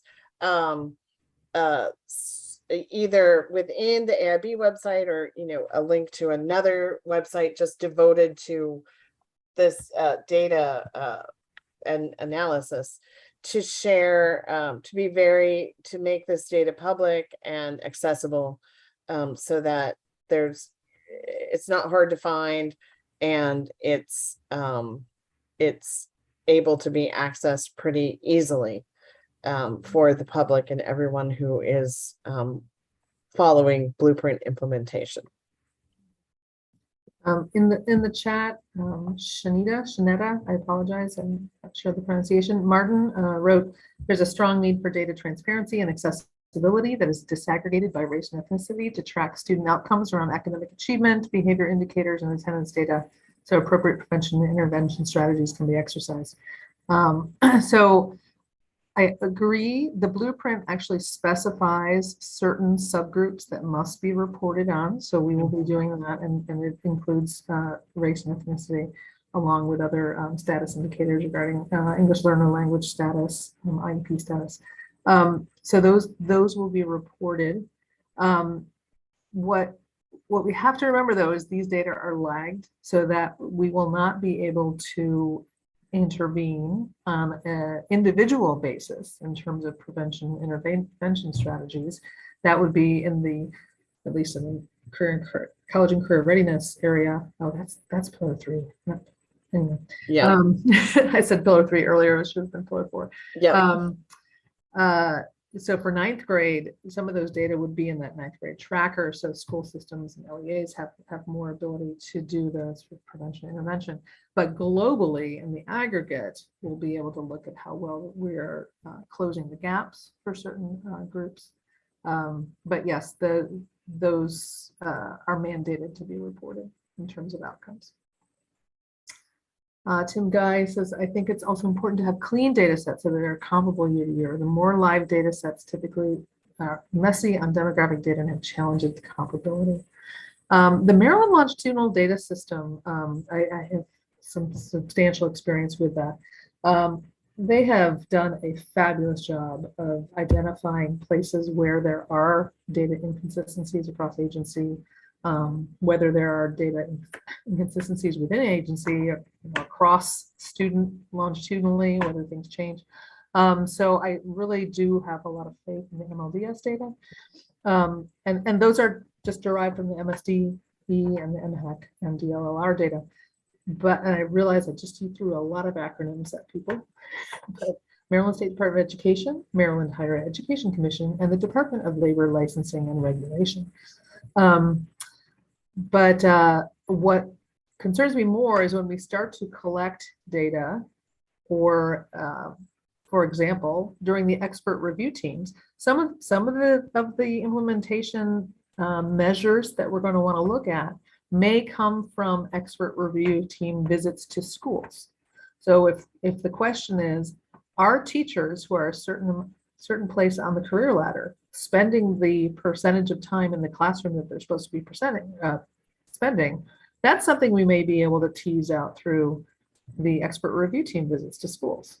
If that's the case, yes, are we collecting data similarly across those visits? That's going to be very key.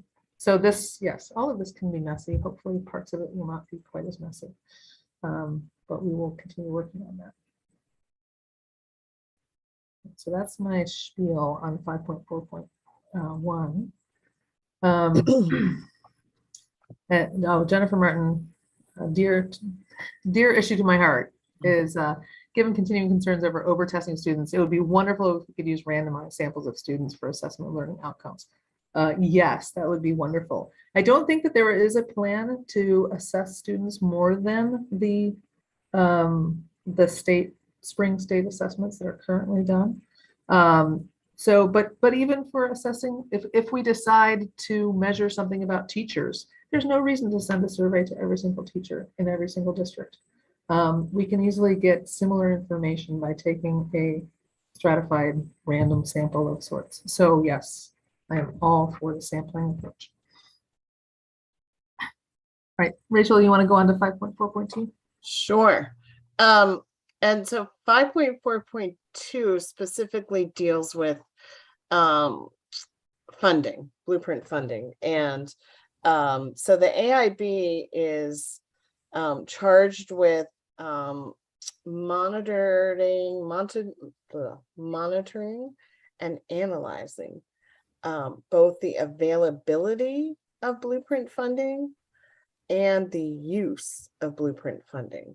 So both of those tasks are part of 5.4.2. In terms of the use of blueprint funding, we're talking about the LEAs specifically reporting on how they are meeting what is called the minimum school funding requirement. That is in subtask A. And this minimum funding requirement is a new requirement that did not exist prior to this. Fiscal 23 is the first year that this minimum school funding requirement is coming into effect. And just for a very brief bit of context, prior to the Kerwin Commission and the Blueprint for Maryland's Future, the previous commission was known as the Thornton Commission after Dr. Alvin Thornton. And the Thornton Commission recommended, and their recommendations were put into the law, new funding formulas for Maryland school systems and school finance that were tied to adequacy and were based on the amount of resources that were necessary for students to achieve the state standards. That's a sort of a thumbnail of what adequacy means.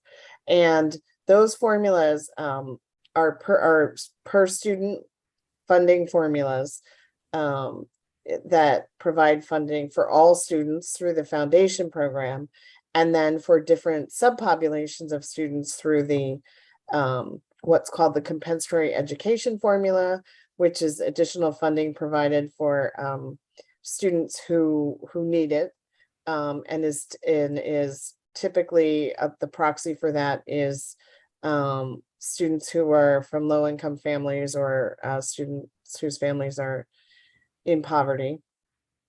But that's just a proxy to estimate the amount of funding that is needed. Also, English learners have a specific per pupil funding formula. Students with disabilities have a specific per student funding formula, and those are the main ones. And then the Blueprint has created additional funding formulas. The Thornton Commission recommended the amount of money, but it did not recommend how that money should be spent or try to identify policies or practices that would be the most effective and successful. And so, Dr. Kerwin can certainly chime in here if he would like. But essentially what the commission really, as part of its work, looked at, the fine work that the Thornton Commission did. And I had the pleasure of staffing that commission as well. And but they recognized that one of the missing pieces of the Thornton Commission's work was exactly what the Kerwin Commission has done, which is to actually identify the policies and practices that will be successful based on looking at top performing systems around the world and in the US, and actually make sure that the additional funding that is being provided to, particularly in this case, school systems, is being spent for, in at least in the broad way, in the broad sense, for those students and for those policies and practices.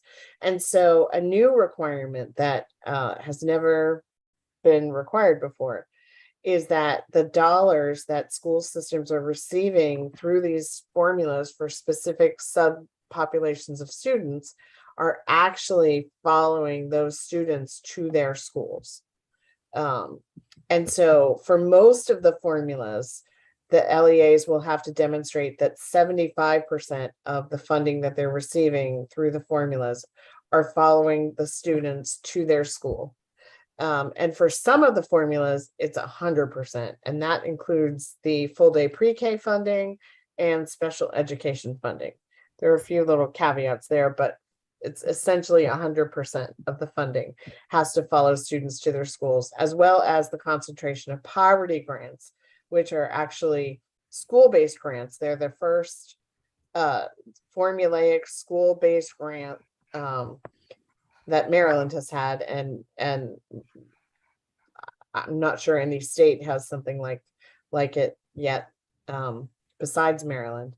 And so monitoring that minimum school funding requirement and how the funds are being spent, both the LEAs are required to report on how they're planning to spend their funds and then how they actually spent their funds. So it's sort of a, because obviously you can't know how they actually spent their funds. That again lags basically a year. And so that is something that the AIB and MSDE will be looking at starting this fiscal year. And in order to make sure that the data that is needed to be able to look at that question, the commission required a new financial management system to be procured by MSDE, and also a student data system that is actually capable of collecting and tracking the data to support this minimum school funding requirement and other data that is needed to be able to look at progress in implementation. So that is a huge lift, but it's already in process. MSDE has selected a contractor to do this work, and there's a work group that's begun meeting to oversee the project and the process. So sort of really keeping a tight we really need to make sure as we move through the comprehensive planning process that the data that the AIB and through, all the input and feedback with stakeholders that, that is going to be used as the measures, that we definitely have a mechanism either that already exists or through this new system to collect that data. That's going to be really important. So that's on the use of blueprint funding side of the equation, so to speak. The other piece of 5.4.2 is the availability of funding.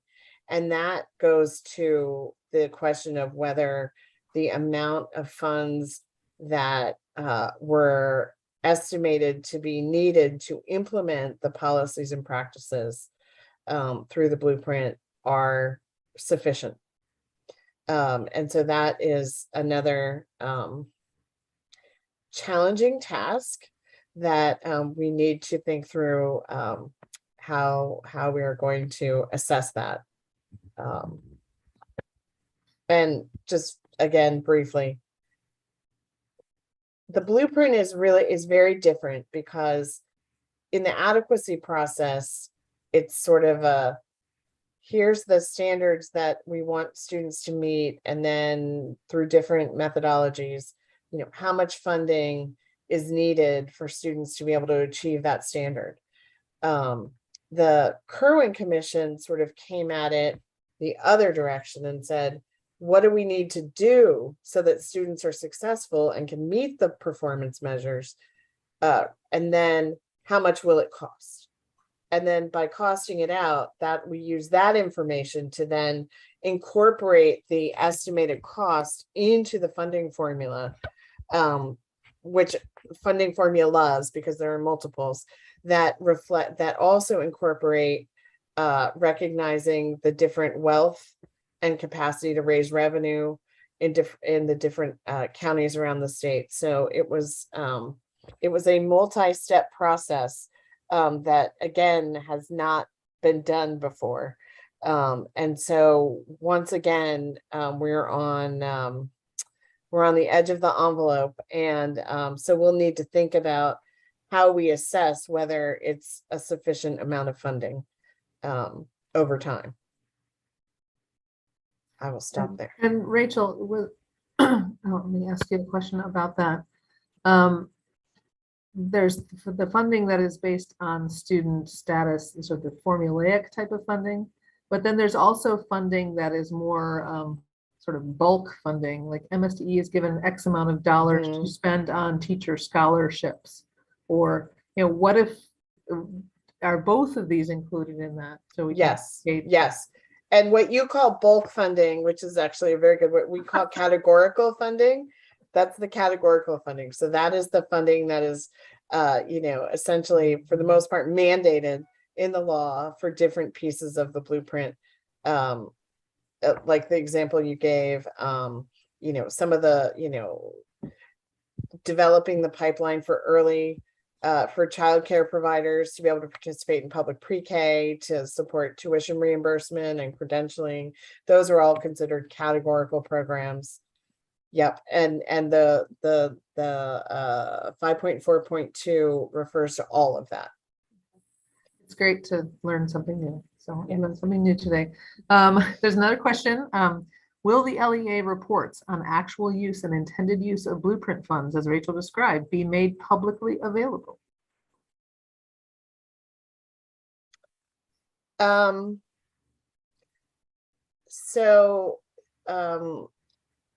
I would say yes, because these typically when LEAs report on information and submit information to the state board and to the AIB, it's going to be public information and probably shared at a board meeting or reviewed in public at a local board meeting. So I think that ultimately that information would be public.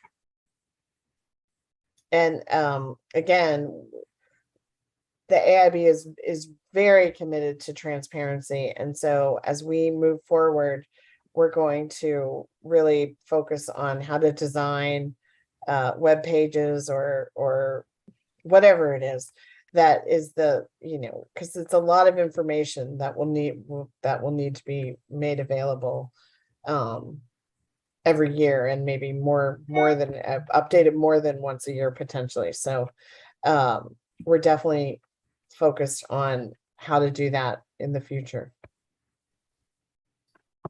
All right. I don't see any more questions or any questions on 5.4.2. So shall we move to 5.4.3? Sure. So 5.4.3 is also about funding, and this essentially relates to the process that another new process that the Kerwin Commission felt was really important for the AIB to have the authority to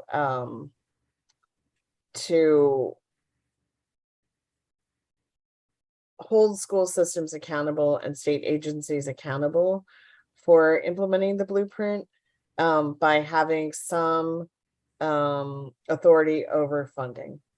And oftentimes that gets people's attention. And so the process that was recommended and is in the blueprint law is actually for the school systems. It's actually, instead of withholding a certain amount of funds if a school system is falling short, the process is actually that automatically 25% of a school system's new blueprint funds, so the 25% of the annual increase is automatically held back and not distributed to the school system. And then the AIB will be on an annual basis determining whether those funds should be released to the school system or not.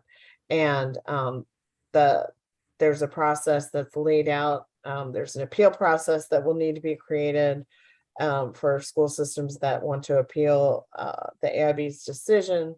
And of course, MSD will be making recommendations to the AIB about whether to release the funds. But ultimately, it is in the AIB's judgment whether those funds should be released each year.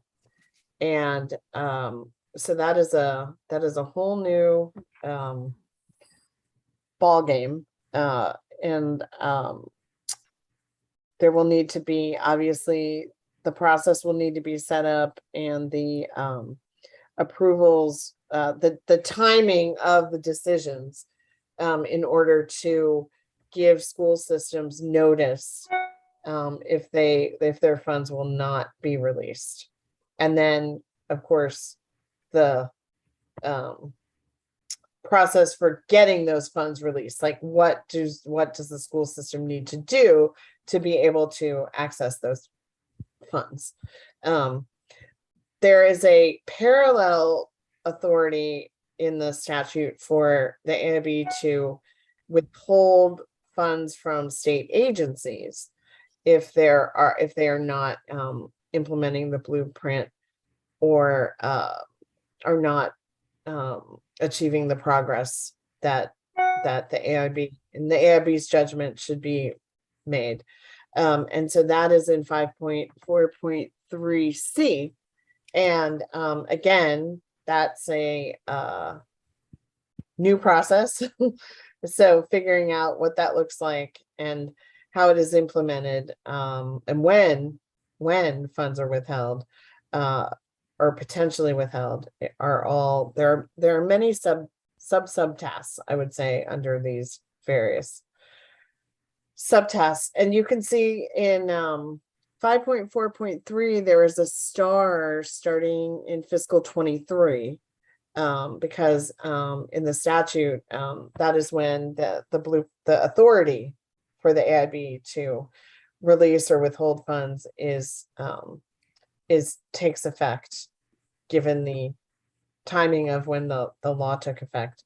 And then there's a yellow dot in the subtasks for A, B, and C.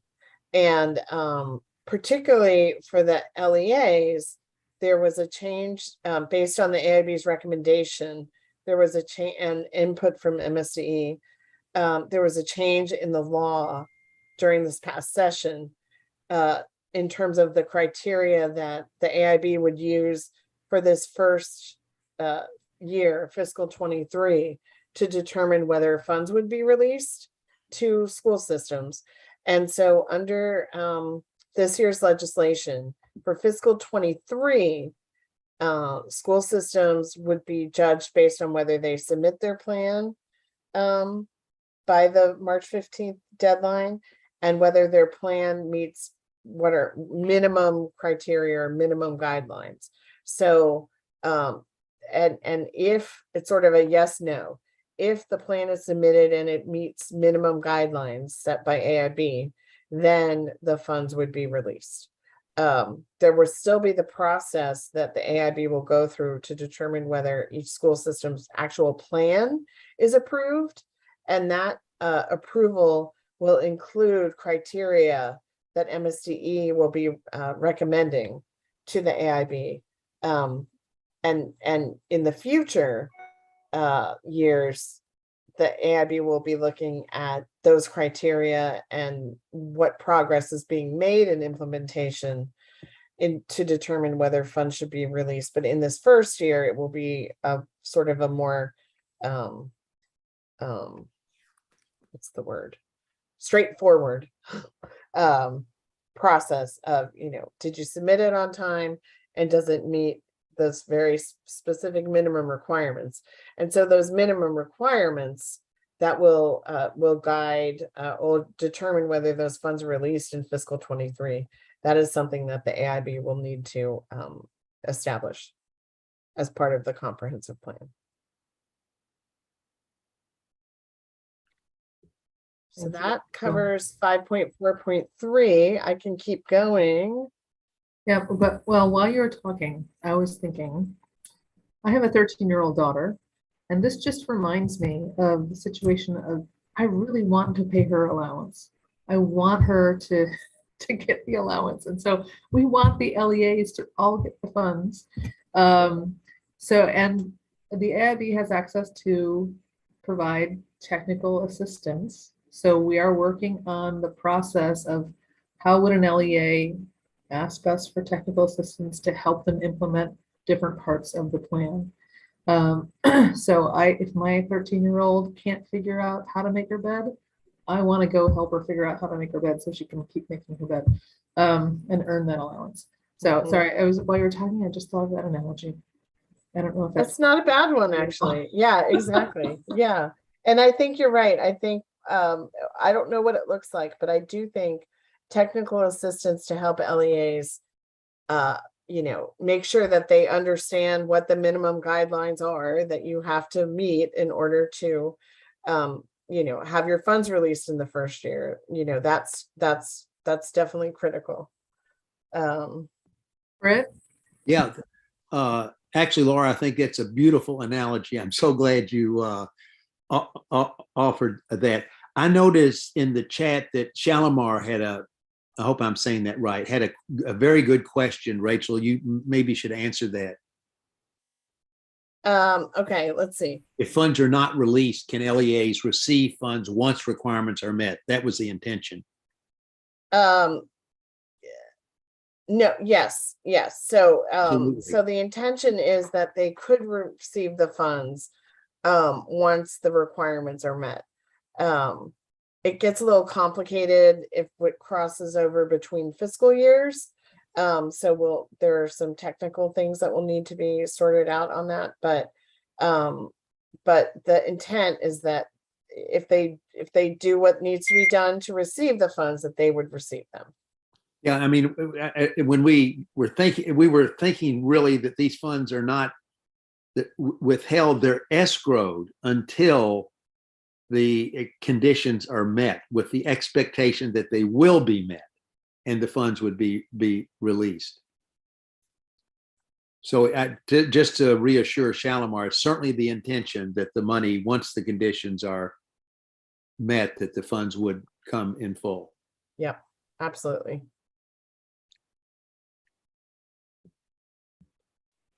All right, I think we're good. You want to go on to Okay. 4.4? So 5.4, 5.4.4 is the annual report that the AIB is required to submit to the Governor and General Assembly each year. The report is due November 1st each year, and the law lays out what needs to be in that report. But essentially, it is to share with the Governor and the General Assembly and the public the AIB's judgment on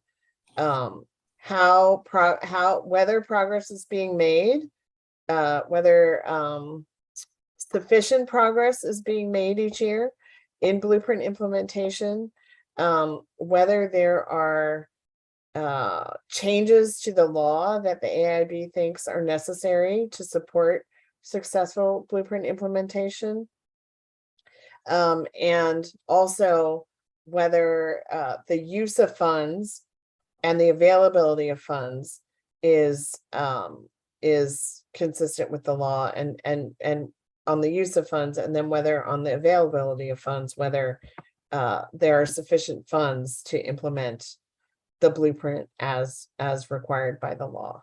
And this was something that the commission spent a lot of time talking about, and it really wanted this report to be the sort of the annual judgment about not just whether the blueprint is working, but highlighting where there's been a lot of success, perhaps where there's been less success than anticipated, and making recommendations around, if necessary, changes, some to the law, but some maybe to other, policies or procedures, recommending more coordination across different state agencies. It could be anything that the AIB might want to recommend to support successful implementation of the blueprint. And so the first annual report will be this fall. The AIB was not actually fully appointed, officially appointed on November 1st. So there was no annual report in 2021. So 2022 will be calendar 22, which is fiscal 23, will be the first annual report. So since we're in the early days of actually implementing the blueprint, I think the annual report, aside from just sort of summarizing all the work that's been done, being done, and will be done this year, it's also, if there are recommendations for the Governor and General Assembly for the upcoming session, for the 2023 legislative session, sort of one vehicle for those recommendations will be the annual report. And then in addition to the annual report, there is a requirement for an independent evaluation of the implementation of the blueprint and whether the intended outcomes are being achieved. So 5.4.5 is the interim evaluation, which is under the current blueprint law is required to be submitted in I believe fall of 2024, which is fiscal 25. And then the final evaluation is due in December of 2030, I believe. And that would be fiscal 31. And so the interim evaluation is really what the timing of it was set, assuming that the blueprint was implemented beginning in fiscal 21-22.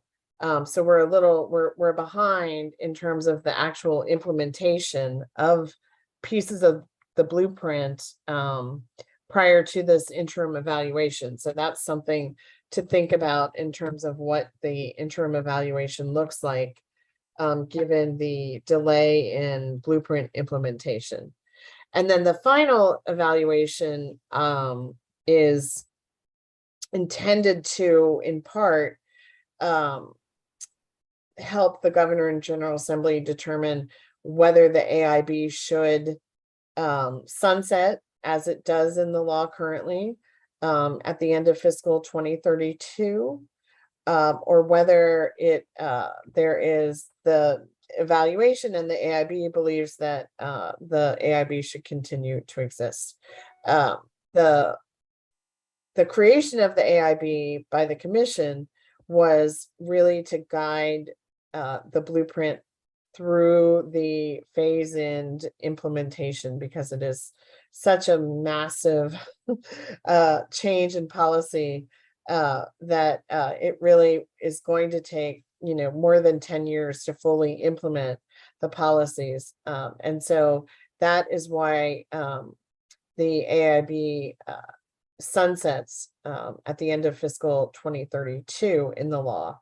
Part of that final evaluation is also, if the AIB recommends that it sunset as it does in the law, whether any other structural changes are recommended to how the state agencies function and coordinate with each other, and also school systems between and among, as well as higher education institutions. So the AIB can make recommendations around permanent structures and structural changes that might be needed to ensure the ongoing success of the blueprint. So that is the independent evaluation requirement in the law. And very quickly, I will just cover the last item, which is 5.4.7, which the blueprint, the AIB is specifically charged with public outreach and education on the blueprint for Maryland's future, and what it is, why we're doing it, why it's so important, and sort of regular outreach and communication about the ongoing implementation efforts and the success and progress that's being made or not.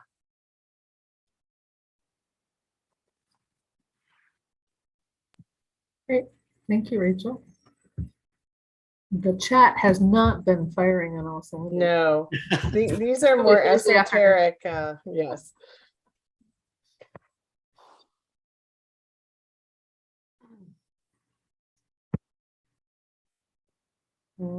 I raised a point. Yep. So Tim, while I agree that data must be comparable year to year on census, we should do a deep dive pushing this point in the low performing schools, same as the long form sample that census does every 1, 3, and 5 years. That is related to the expert review team work.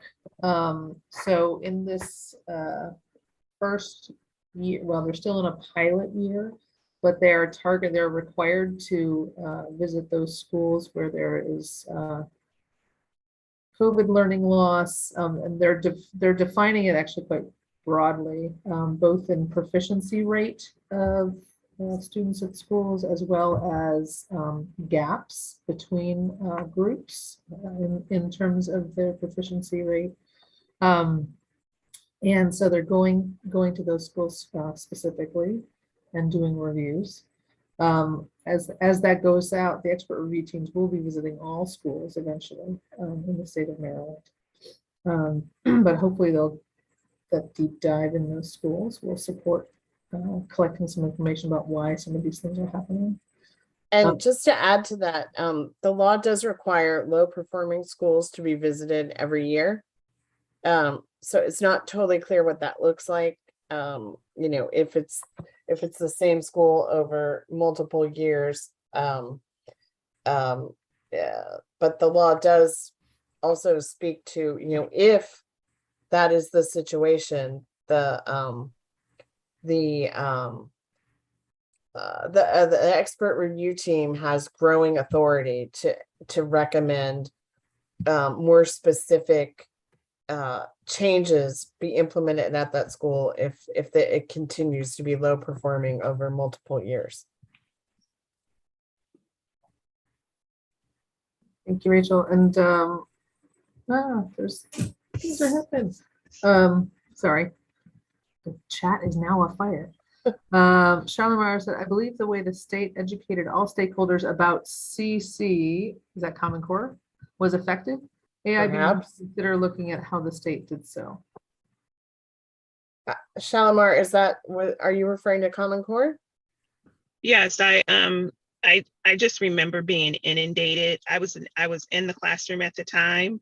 As a teacher, I believe every professional development we had, staff meeting we had, I remember there were numerous opportunities for parents to learn about Common Core. And therefore it also made it to the internet because, the new math came out of Common Core. But I just know that I feel like we really all understood what Common Core is. And so maybe the AIB might think of that strategy for getting an understanding of Blueprint out to the public. Thanks, Shalimar. Thanks. We'll look into what they did at the time. Tim says positive things about how the expert review may change how things are happening, which will be great. And Councilmember Taveras asked, why are community-based schools so lowly ranked but have some of the highest graduation rates? I am not a community school expert. We do have one sitting among us, Joe Manco. I don't know if you have any information about that.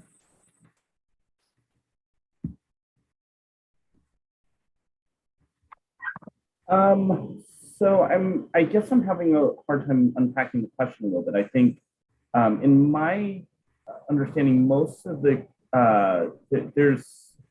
community schools are elementary and K-8 schools. I think the strategy is starting to grow into the high schools, but that hasn't been a target area. But I would say in general, one of the reasons why a lot of the community schools are, I guess in terms of academic metrics would be lower ranked is because this is a strategy that is really targeted at high poverty communities. And it really is a strategy to, to hopefully mitigate academic, to provide additional academic supports through supporting the larger community. So yeah, I don't know if anybody else has any more to add, or if Councilmember Taveras, if there's additional things that would be helpful to comment on. Thank you, Joe. Given that we're almost at time, and I see Dr. Moss has turned, or sorry, Dr. Doss has turned on her camera and said something, asked a very good question in the chat. Dr. Doss, why don't you read your question or elaborate? Sure. My question is pertaining to 5.4.7.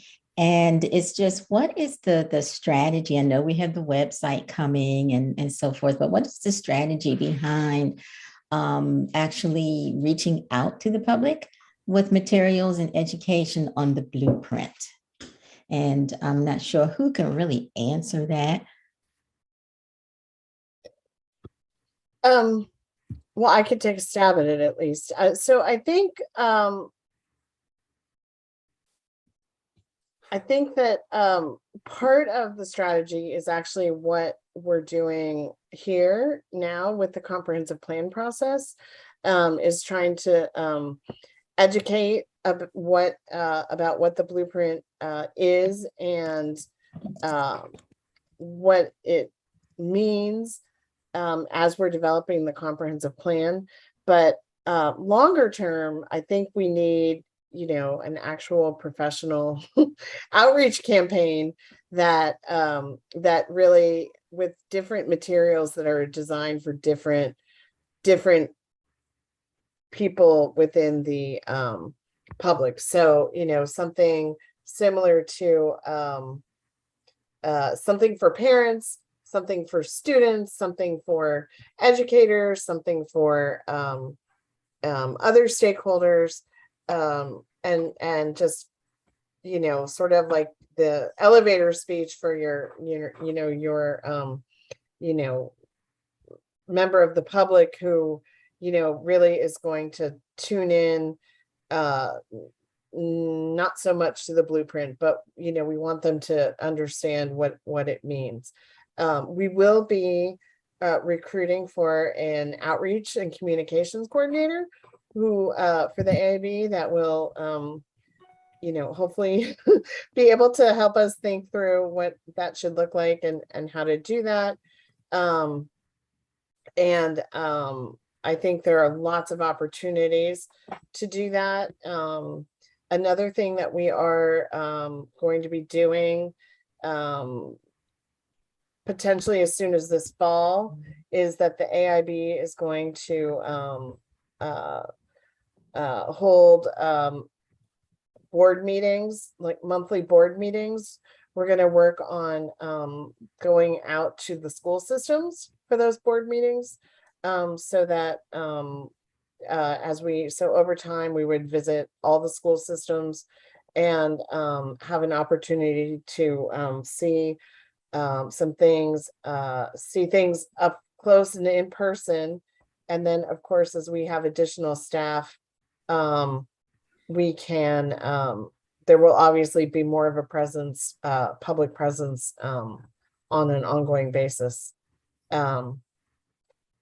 So those are just some thoughts, but obviously We have a lot of opportunity here. Yeah. Yeah, I think that's a really important thought to sort of close on, the community outreach piece of all of this. So as we close, what meetings do you want to highlight coming up? I do want to say one thing I was noticing in the chat. Mhm.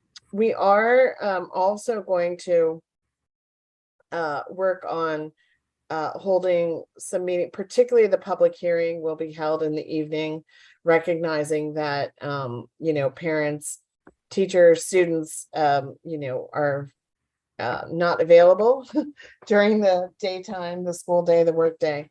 So we'll definitely be holding the public hearing in the evening and make that accessible. And we're working on how we can hold some other meetings,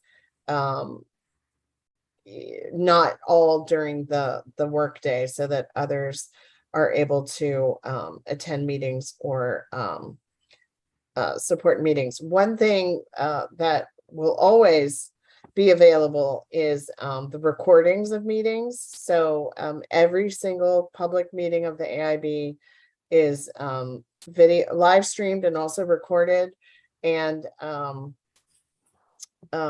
posted right now on the General Assembly's website. Very soon will also be posted on the AIB's website, so that even for folks who aren't able to attend live, so to speak, that they can stay up to date with what the AIB is doing.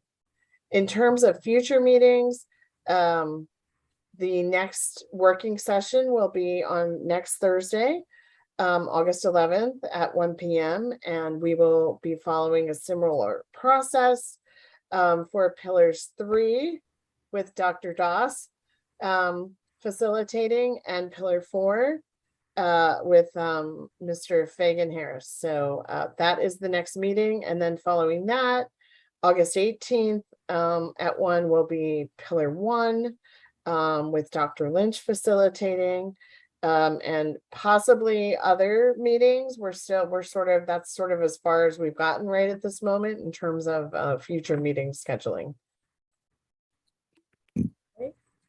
Okay.